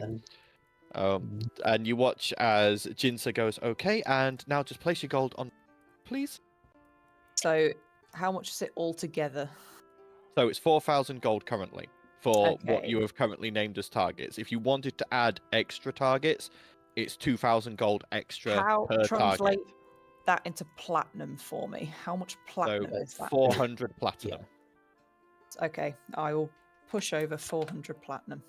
Okay, Okay. you watch as it goes on the contract, and you watch as it melts and sinks into the contract and vanishes, and the contract flashes, and then you see at the bottom a signature reading Drakar Timdash, right hand of Mammon. And then the contract glows again, and 2 more copies appear. And Jinta, one vanishes in a burst of hellish flames. Jinta picks one up, rolls it up, puts it in a filing cabinet, and goes, "That last copy's yours for your own records. If you want, obviously you see there at the bottom of that, if you wanted to add an extra target, you can fill it in there, then place the gold on, and the extra target will be added to the contract at any time you wish. Within the 2-month period." All right. Put that in the book of holding. Yeah. Put that to one side. And then Vienna will probably meet Sandal and Val outside. Mm. And Vienna will turn around to Val and say, "You didn't sign any contract."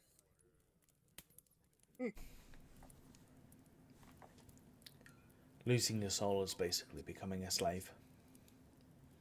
I know, I- which is I why I do it. respected the decision that you didn't do Yeah. it, which is why I told you you didn't have to. I understand your position, Val, but you understand mine. I'm None used of to you- it. I've seen it. You You've never. grown it. So, can I just double check? Did you tick the devilish iron box or not? Just to double check. You Yeah, guys I never think said. if we didn't have to, we probably wouldn't have. That's fine. I just needed to Yeah. know. So yeah, End of Vienna the will day, they're probably. still gonna die. Hopefully within 2 months. So Vienna will mention that we didn't tick that box. Mm. But the names on that contract is myself and Talia. That's it. It's not Armatae. It is not your decision. the signatures, not the names. Yeah. We're not You telling do not anyone want we to did. get them confused. No.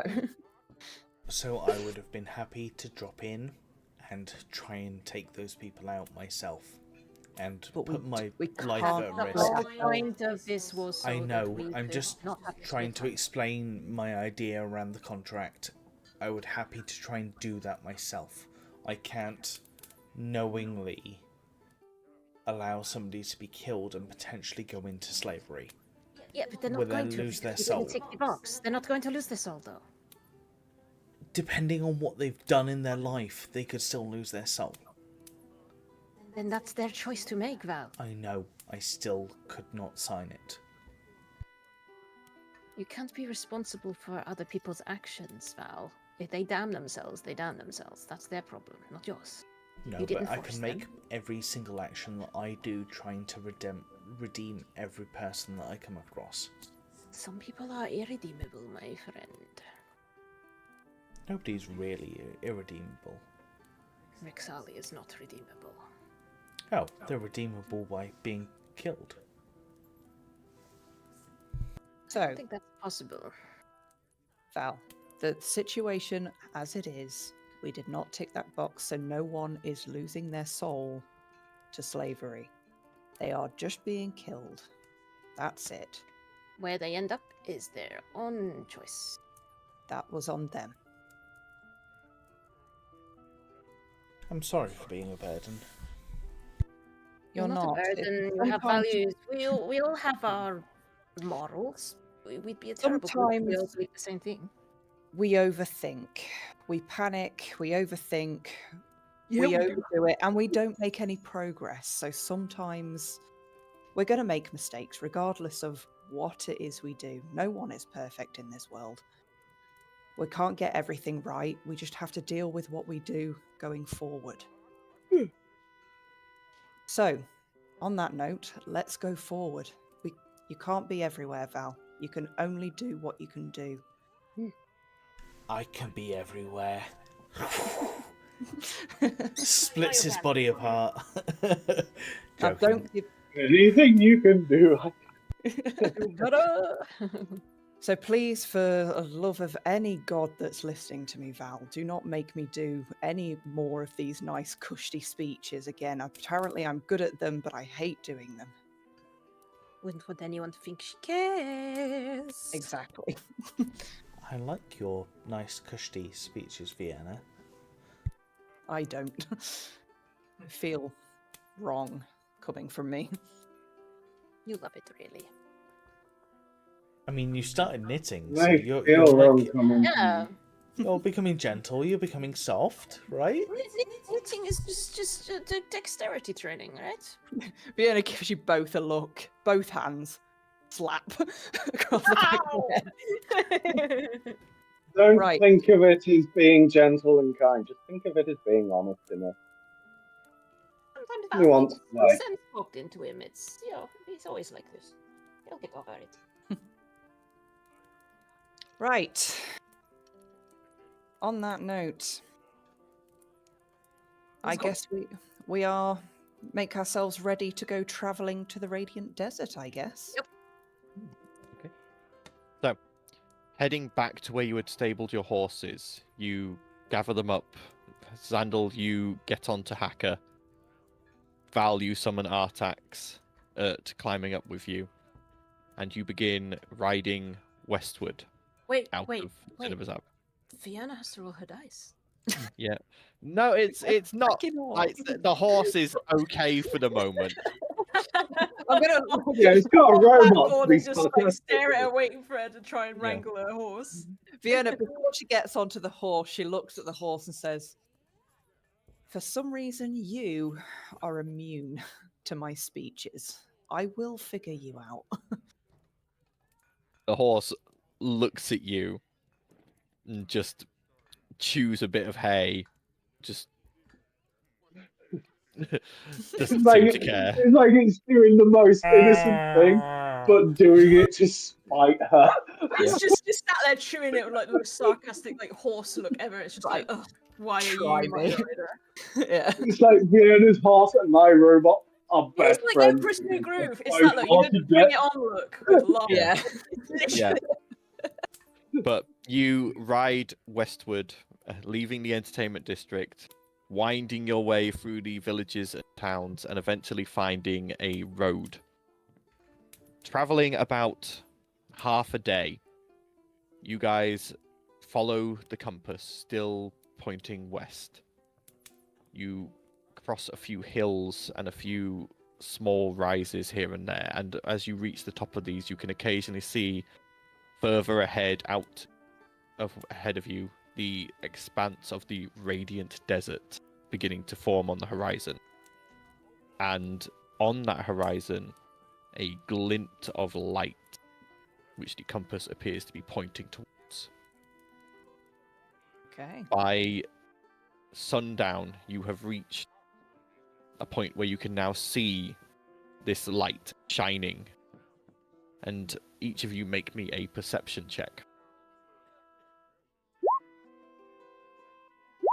Perception. I actually forgot how to use my. 23. There we go. 18. Let me load my robots. Xandal sees nothing. I see no ships, only hardships. Perception.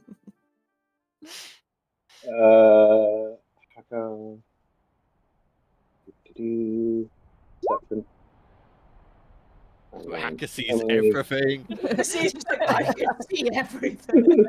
I see nothing. Hey, me and Val rolled exactly the same. Just noticed. So you can all except Xandal can see that this shining light, which has begun to dim as the sun goes down, but even then it's still shining fairly brightly, appears to be in the shape of a tower. Ugh, bloody towers. And you see it's at the edge of the beginning of the actual desert itself. You can see, like, there is, like, between you and it, there's maybe about an hour's walk through sand. But the compass is pointing directly at it. Well, are we headed straight for it? I guess. Or we could chill Straight for for the night. what? What we're heading straight for? You see that giant glowing tower? It's Hacker, impossible to miss. Hacker just sighs, reaches up, grabs Sandal's head, and points you in the right direction. Oh, I see it now. Yeah, big tower. I mean, we could So, chill for the night. Get the yeah. llama out. Keep our eyes and ears open just in case we're not alone. Good idea. And then attack it first thing in the morning. Dream team watch, me and Bianna. Okay. So you get out the alpaca, say alpactivate, and the saddlebags I'll open. activate. Such a fucking. The Oh, llama, the llama forms, the saddlebags open, and a camp with enough tents and a fire ready to cook on form out of nowhere, and enough food and drink for all of you as you eat and rest. And as the night begins to draw in, you are not yet in the desert, but even now you can feel the cold beginning to set in. Can't. And Me as neither. you yeah, no, those of you with those are now back. Yep, so you're fine. But you, for those of you who sleep, you head into your tents, and for the two of you who will trade watches, you set up by the fire. For you two, both of you roll me perception checks for your individual watches, please. Bear in mind that my passive is 21, and I rolled 21. I love that I rolled a fucking 3. I like my 21. Okay. Reliable talent. I fucking love it. So, during the course of the night, you don't see or hear anything untoward.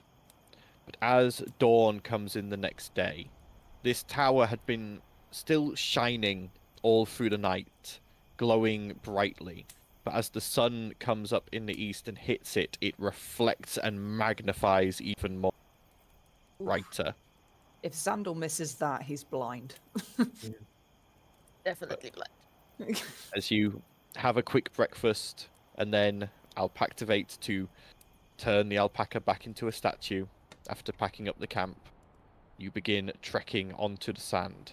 And as the morning begins to come up, the heat does slowly begin to rise.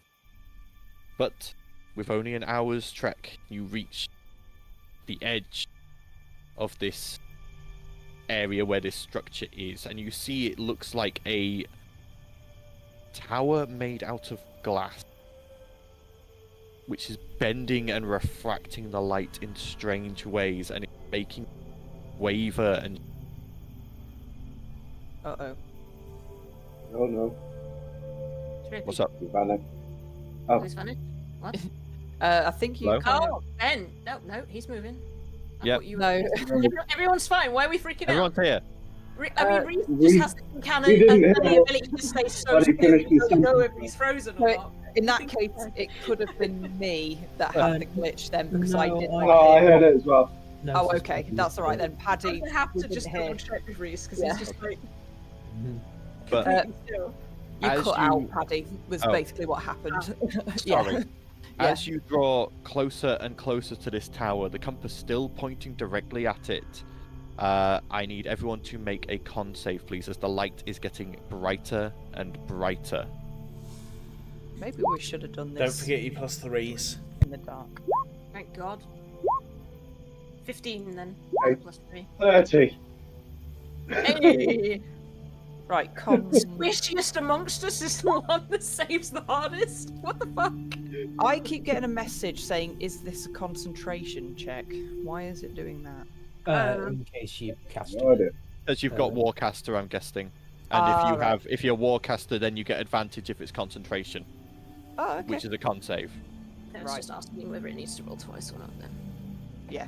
Does Well, Emily I've and seen nothing Hacken anyway. roll it? Damn. Can they be affected by the blinded condition as constructs? I don't think they can as constructs. I don't think it would affect them. Their immunities are poison, condition immunities, charmed, exhausted, poison. Oh, so they can be blinded. So yeah, they'll need to make it then. Yeah. Okay. So, Well, so far, Vienna's just when I was failed. getting used to Oh. the light, I am blinded by light. Failed for Emily. I mean, you How had about already made a con save, so I don't know why you made another one. Is 15 a save? Nope. Nope, so I'm blinded. So, for those of you, anyone who rolled under an 18, you are blinded, Great. and you Okay, take my robots are both blinded. and Right, you hang take 5 radiant damage. Okay, 5 damage. Conditions. Blinded. There we go.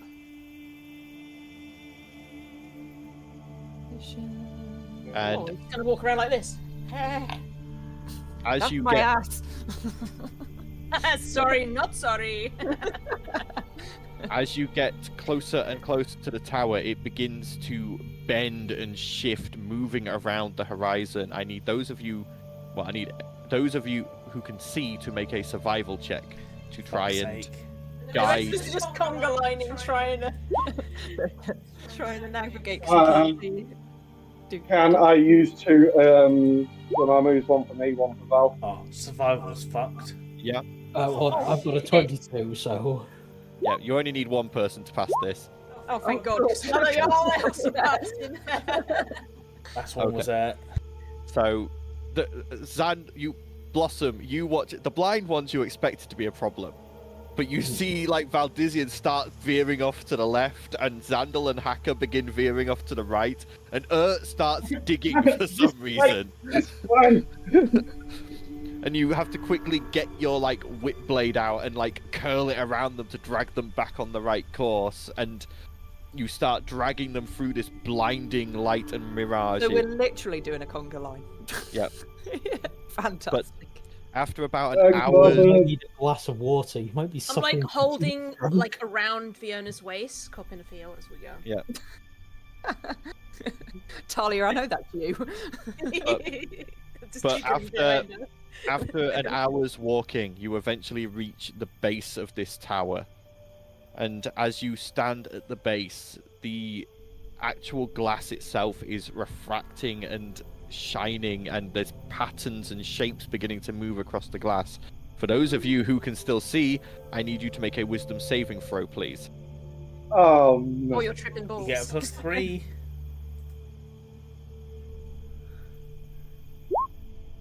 Wait! I passed the wisdom saving throw! Well, You hopefully think- passed it. You think?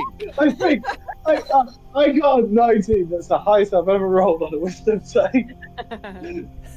Val gives everybody a +3. Val fucks Val- up on his roll. Valdizian, you're looking at these shapes and colors, and your eyes just dilate, and your mind goes blank. You are charmed and are incapacitated. For the rest of you, you manage to avert your eyes, drawing them away, and eventually you are able to look back without issue, and you are immune to this effect for 24 hours. Woo! For those who are blinded, you're just stood there going, "What's going on?" What's happening? What robot's going, for God's sake? Yep. Okay. Yeah. Can we see any doors Trash or... should be illegal. It's too nice. But Well, so I've got to have an at. I haven't got much on top. you are. I for got those- plenty for both of us. Like I say, Val is just stood there swaying, and there's a little bit of drool seeping out of his mouth. We can't see him, so. No. I don't know he's drawing. Damn it. But for those of you who can see, you just see a solid glass wall in front of you. Do you want to deal with the drooling dragon, me Blossom? There's a Try and dragon figure this shit out. there. Dragon? Is that a pub? Reaches out and shakes Val, Oh, a and, drunken dragon. That's a great. Val, you are knocked out of your stupor. Just bitch slaps him. Cool. Snap out of it. Yeah. However, do you look at the tower again? Look at the tower and fail again, please. I probably look at it and there's just like, the fuck's going on? Yeah, what's going on? Weird tower made you have a bad trip.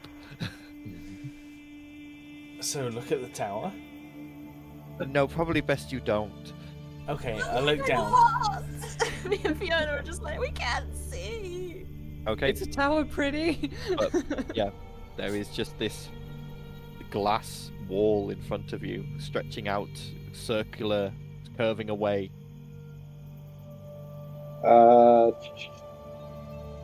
gonna stick on my goggles anyway, just on the off chance. It's not gonna do anything. It's just help deep.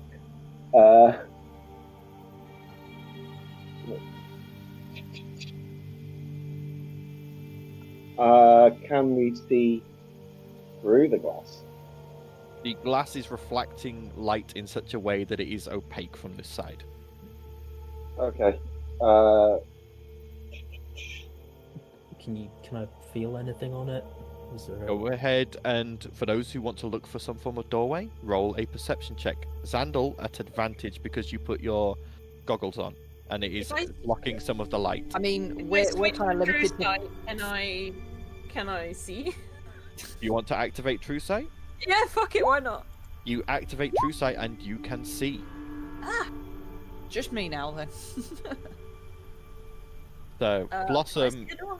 Blossom, you don't feel anything, but Talia with True Sight and Xandal with that 19, you do find a doorway. It Oh, that's is so- hidden behind some light refractions, and as you approach it, you see that it is got a handle and a lock. Oh, look. I'm going to check for Um, traps. Yes, that's a good plan. I like our plan. Okay, go ahead and roll the checking for traps investigation. Big fuck for reliable talent, but 17 is still not that great. 17. It does not appear to be trapped, other than the fact that you see that the lock, like if you didn't have True Sight on, the lock would be wavering and moving, and the tumblers inside, like you can see illusions showing them in different places than they actually are. But your True Sight is blocking that and stopping it from affecting you. I'll crack my knuckles, pop out my vanishing lockpicks, and see if I can get this door open. Okay, sleight of hand then, please. 20, 30. 20. You reach in, and it takes a little bit, but you manage to get this lock to click open, and the glass door swings open, displacing some of the sand. Open sesame. Doors open. Oh, I'll help Fiona. It's And- wandering and- off. It's waiting Uh, here. Vienna, as you walk in, and Talia, if you deactivate your True Sight as you walk in, your blindness fades. Okay. It's better. Oh, that's a So you relief. all step inside and look around this entrance foyer. I need... Well, Talia, do you keep True Sight up? Or are you deactivating it? Keep it up for now just to see if there's any Okay. threat. Talia, as you walk in, you are the only one who's not going to have to make this. I need everyone else to make wisdom saving throws, please. Oh god. 15. Oh fuck. Fail. Fail. What's 19! like for Fail. this- Paddy? Hmm? Sound? What would you like? This is like, well, it's a glass tower, so whatever you want. So something mystical and magical sort of thing. Oh, that was not my assignment, Oh, Paddy. yeah. What are you I'm doing? sure I said something like that. No, you did not.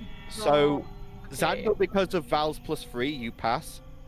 That's the only reason you pass. Passes. But I absolutely fail.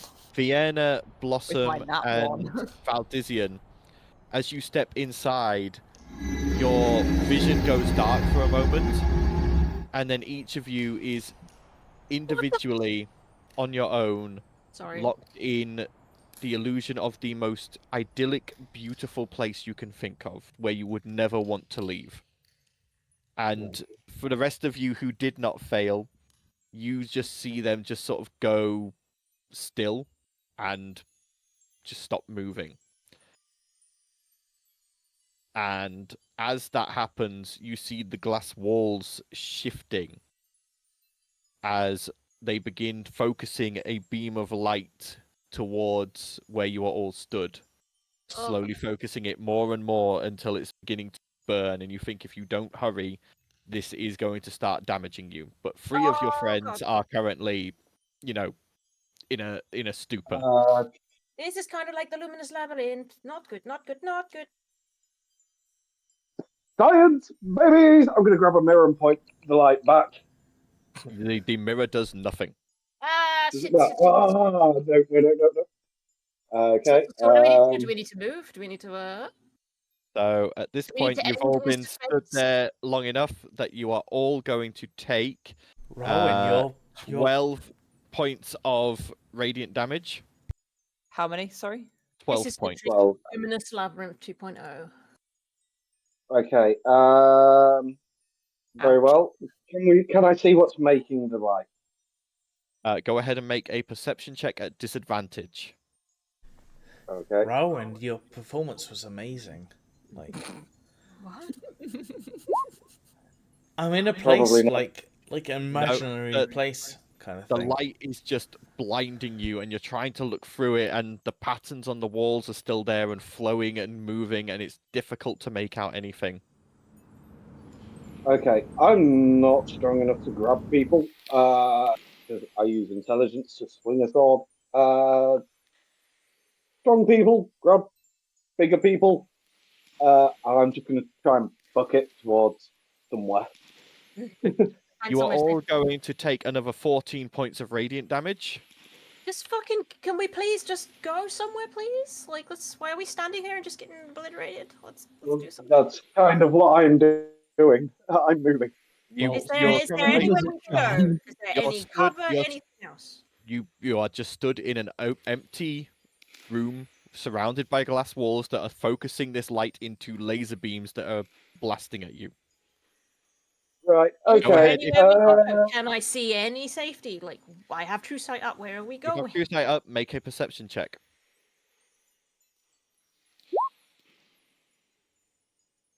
So close to a nat 20. 21. 21. You, Talia, see over in a corner a dark lever that normally would be hidden behind the shifting patterns on the walls. Run into it. Do Is you that flip it? actually- Yes. Yep. As you flip it, the three of you trapped in the illusion world snap out of it. Aw. The light vanishes, is no longer burning you, and a ladder falls from the. Sweet. Let's go up the ladder and then we can call it a night, I think. The I fuck? kind of wanted to go back, actually. Talia, well done on the lever for a change. Start climbing the ladder. Kick Xandor! Facing after you up the ladder. Fuck you! I didn't Val's call pretty it out one of it. time! One time! You never let me live that down. Val's pretty out of it because the perfect world and stuff. Yeah, even Fiona's a bit like, oh, I had a Yeah. whole island to my own, and it had a cave that went Nice. on for miles. It was glittering. Was Lady Winter there? in a what do you call it, bikini, but like the tiny, like the tiny little triangles and the. I was about to say, why would she bother with a bikini? Oh, no, she'd just be naked, yeah. Yeah. Yeah, she would be, wouldn't she? Anyway, as you all climb the ladder, some slower than others, you come up into a room full of strange crystal and glass prisms that are just floating in the air, catching the light and throwing off effects from them. Some throwing off rainbows, other throwing off images, and all just showing strange things. As you look on the floor near the largest crystal near the center of the room, you see a small pile of Pile of What's ass? all that? Ashes? ashes. Ashes, A okay, pile- cool. Nice to see A you. pile, Pile of pile- ass. a pile of ashes with a few small pieces of melted and twisted metal next to it. I don't think that's a good thing. That could be someone dead. Okay, let's Um, one out You then. can also see across the room from you there is another ladder leading up to the next level. Okay, I've still got true sight up. Like, what's around? Do I see anything Looking else? around, you don't see anything else, but you can see that to get through this room, you're going to have to be careful of these prisms and strange crystals in the air. That I will pass that on and be like, we should get those things, or Is there that will be us. a differential thing with the crystals? Do any look different to the others, or They're all differently shaped. Every single one is a different shape. Some of them are different materials, but they are all prisms and crystals that are designed to catch and refract or bend light.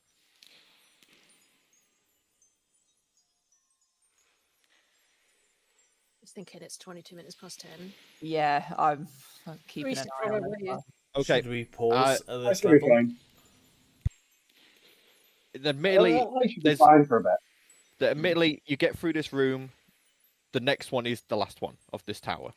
Okay. Okay. You So want to push through it then? As I'm moving through this, I'm going to cast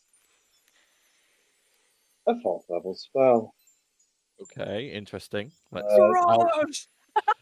I will find out what you're going to cast before Nuclear I make explosion. judgment. Explosion. No, Explosion. literally, or Okay. purify.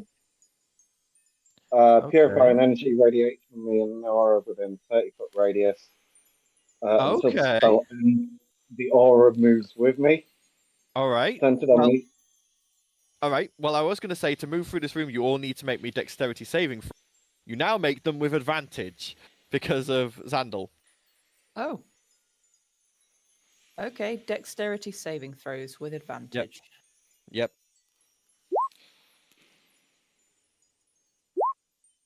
And do we get a +3 from Val? Yep. as You get a well? +3 from Val as well. Okay. Fucking hell. If I fail this, I'll be amazed. There we go, Well, 32. there's a 32. Bloody hell. Okay, so pass. Currently the only person who's failed is Val, but he hasn't rolled with advantage. You need to I roll can another roll one. again. Yep. Yeah. But For yeah, once, I have a helpful you. Oh, Nope. Val still fails.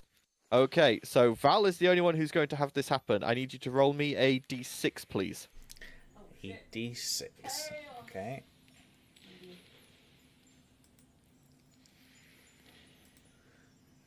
A 1.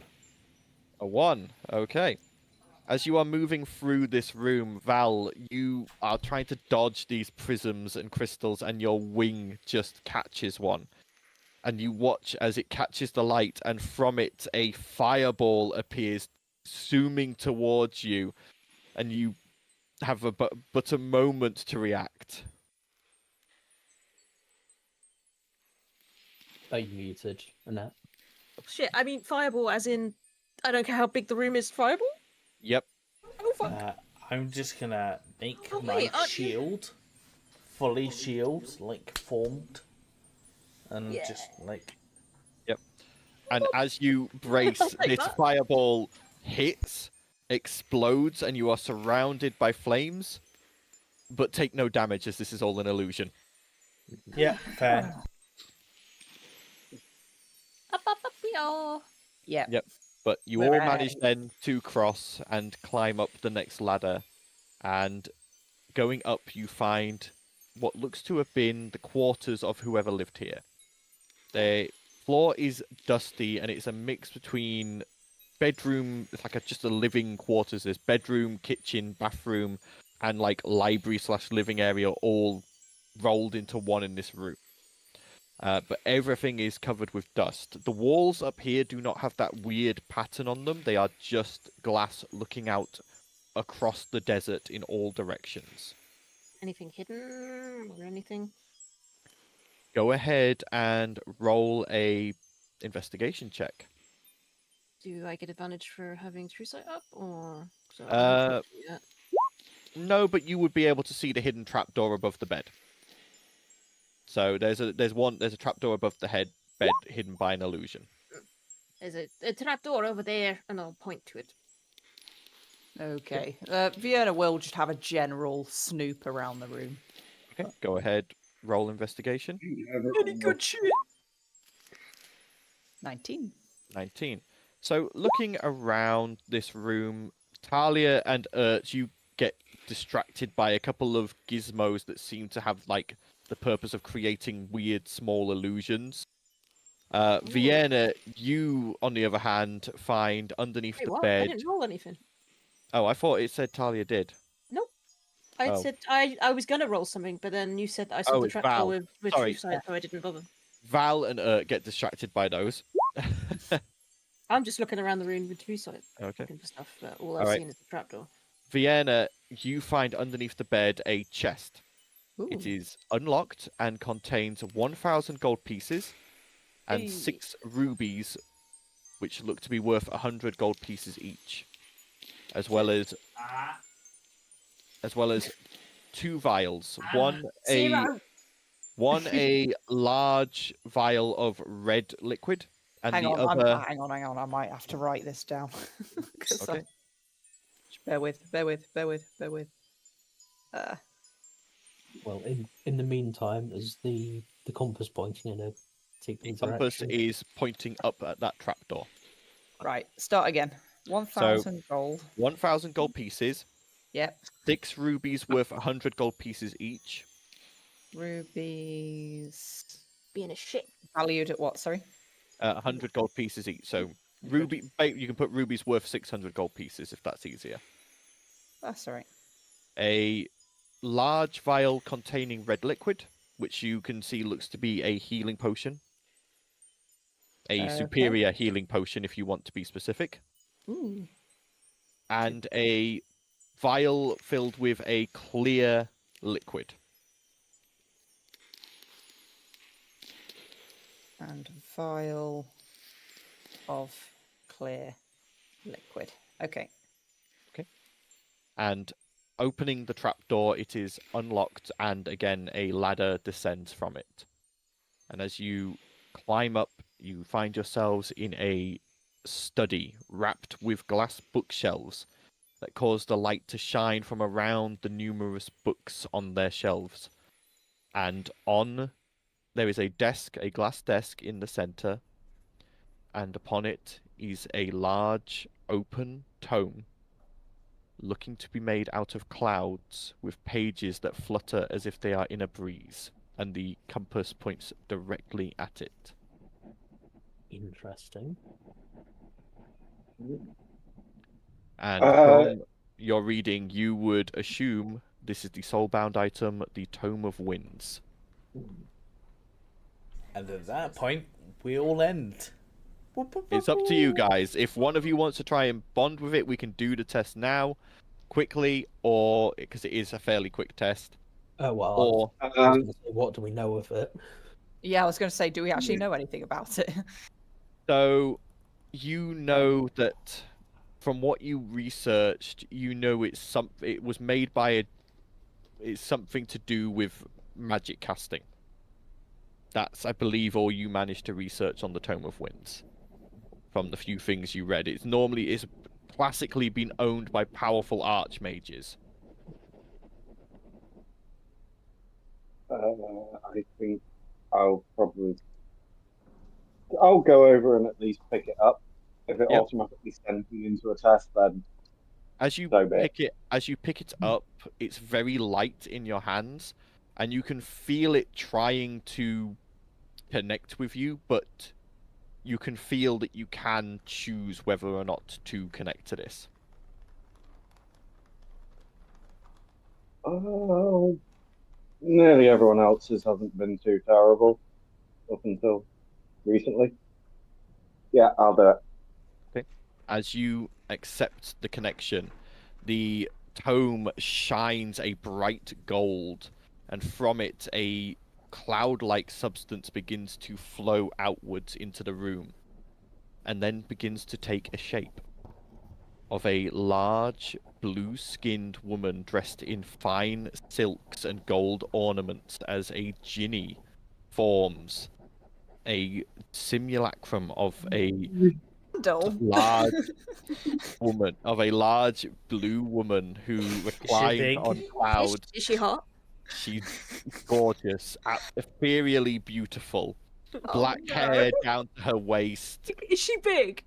Yes. Yeah, she's a large creature, and she has a pipe that she brings up and breathes in and breathes out a cloud-like smoke. She goes, "Greetings. You may call me the Wind Dowager. Are you the supplicant who wishes to bind my tome to yourself?" Yes.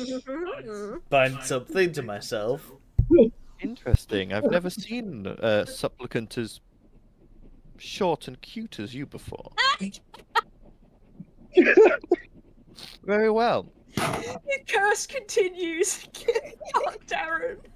Of all the people. Can we record this? Very well. I will Is test I getting all of this in my diary?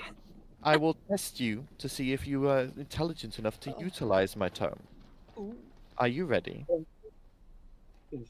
Use me, Daddy. Use me. Reaches down and slides a hand under you, Xandal, and lifts you so that you're on the same level as her.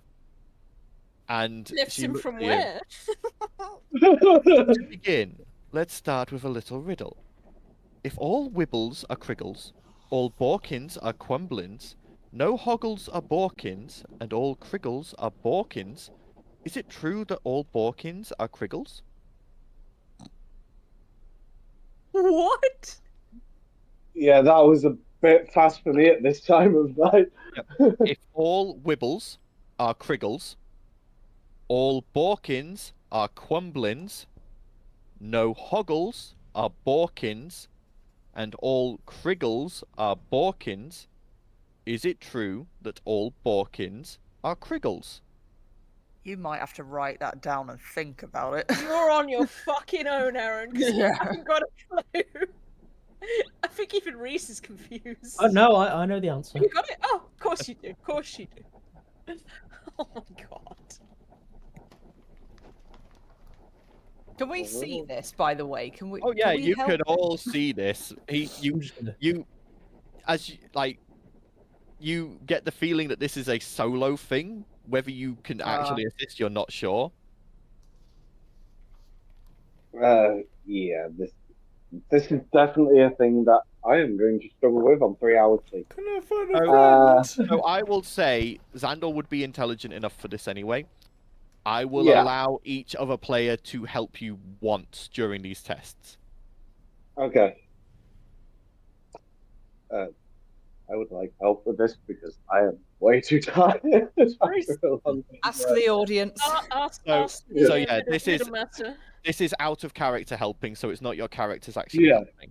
Okay. I was going to say, because realistically, Blossom has no idea what's going on. None of our characters know at all. She couldn't even get into that. I don't even fucking know. Tower. I'm still. I'm As soon usually as pretty you- good at I'm riddles, but I usually- couldn't follow that I'm- one. I'm not good at Yeah, things like that where I'm- they're not using words that aren't real. Follow, I'm just like I yeah. can't follow this. I can't follow this at all. Yeah. Well, I think the only ones that mattered were Kriggles were something unrelated, and then something else was. When it Kriggles was Balkans. something, but then it said later that they are Yeah, there was nothing to connect Borkins to Kriggles, so the answer is no. I was going to say no, but Yep. I was constantly second guessing myself throughout it all Yep. because, like, Yeah. As so Sandal, I'm going to say as Sandal says no, she smiles, and in her other hand, a glass of wine, expensive-looking wine, appears, and she sips it before then going. If one attempted to cast a flaming sphere spell in a sealed container that was half filled with water, what would the likely outcome be? Eaten? flaming sphere. Oh, this is a wizard spell. I've got to remember back to my wizard days. Again, this is something that I would know. A flaming sphere in a Sealed container that's half filled with water. how big is this sealed container? An astute question. Large enough for a flaming sphere. Right, the outcome is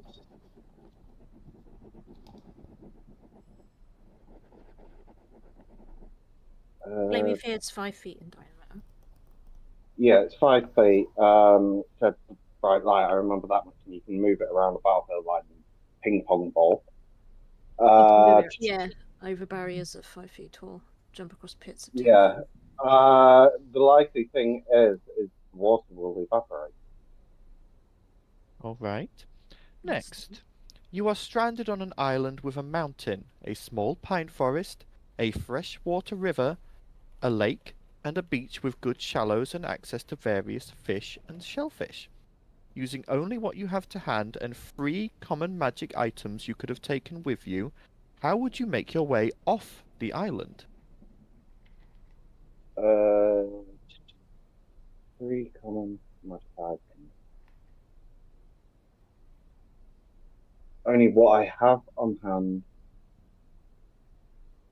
Make my way off the island.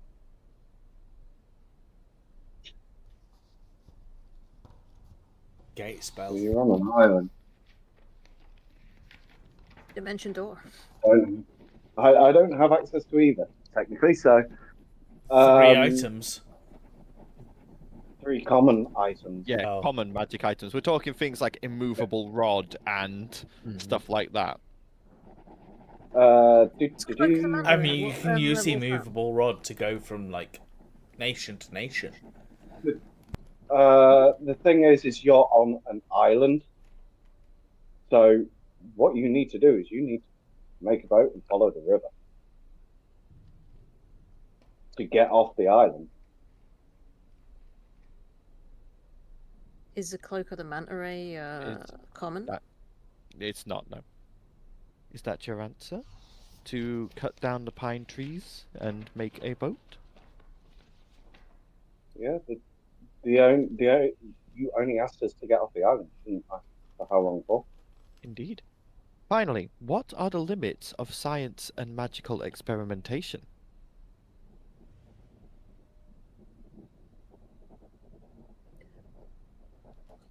Only as far as you're willing to. Imagination. Indeed. Only within the morals and imagination of the experimenter. Well done. And she smiles, takes a puff off of her pipe, and then nods. You'll do. Congratulations. And she leans down, kisses you gently on the forehead as she shines, and her form vanishes in a sparkle, and a number of things flow into your mind about the tome you are now bonded to. Please tell Play me a she just game, turns everyone. up and flirts with him all the time And hang Finley on, turns out, guys. and Emery Um, too. By the It time is- we finish this campaign, let's place our bets. How many people can fit inside Xandor's head? and 10. How many 10. women are gonna just follow we go. him around? Because that's like the dude at the you have tower, it Finley. actually at the At least accepted 4. level already. Oh, Because if I made you have it from the beginning level, it wouldn't be fair because everyone else is already revered. Yeah. Whilst Aaron reads that, I'm going to end the session there. We Yeah. went about 10 minutes over, but that's because we were nearly at the good point. That's where we're going to finish for now. We will keep you updated of when our next game should be. It should be in 2 weeks, but obviously keep an eye on socials. We will keep you updated as to whether that changes. Until next time, all enjoy your own games. Be safe. Bye for now. Bye. Bye. Bye.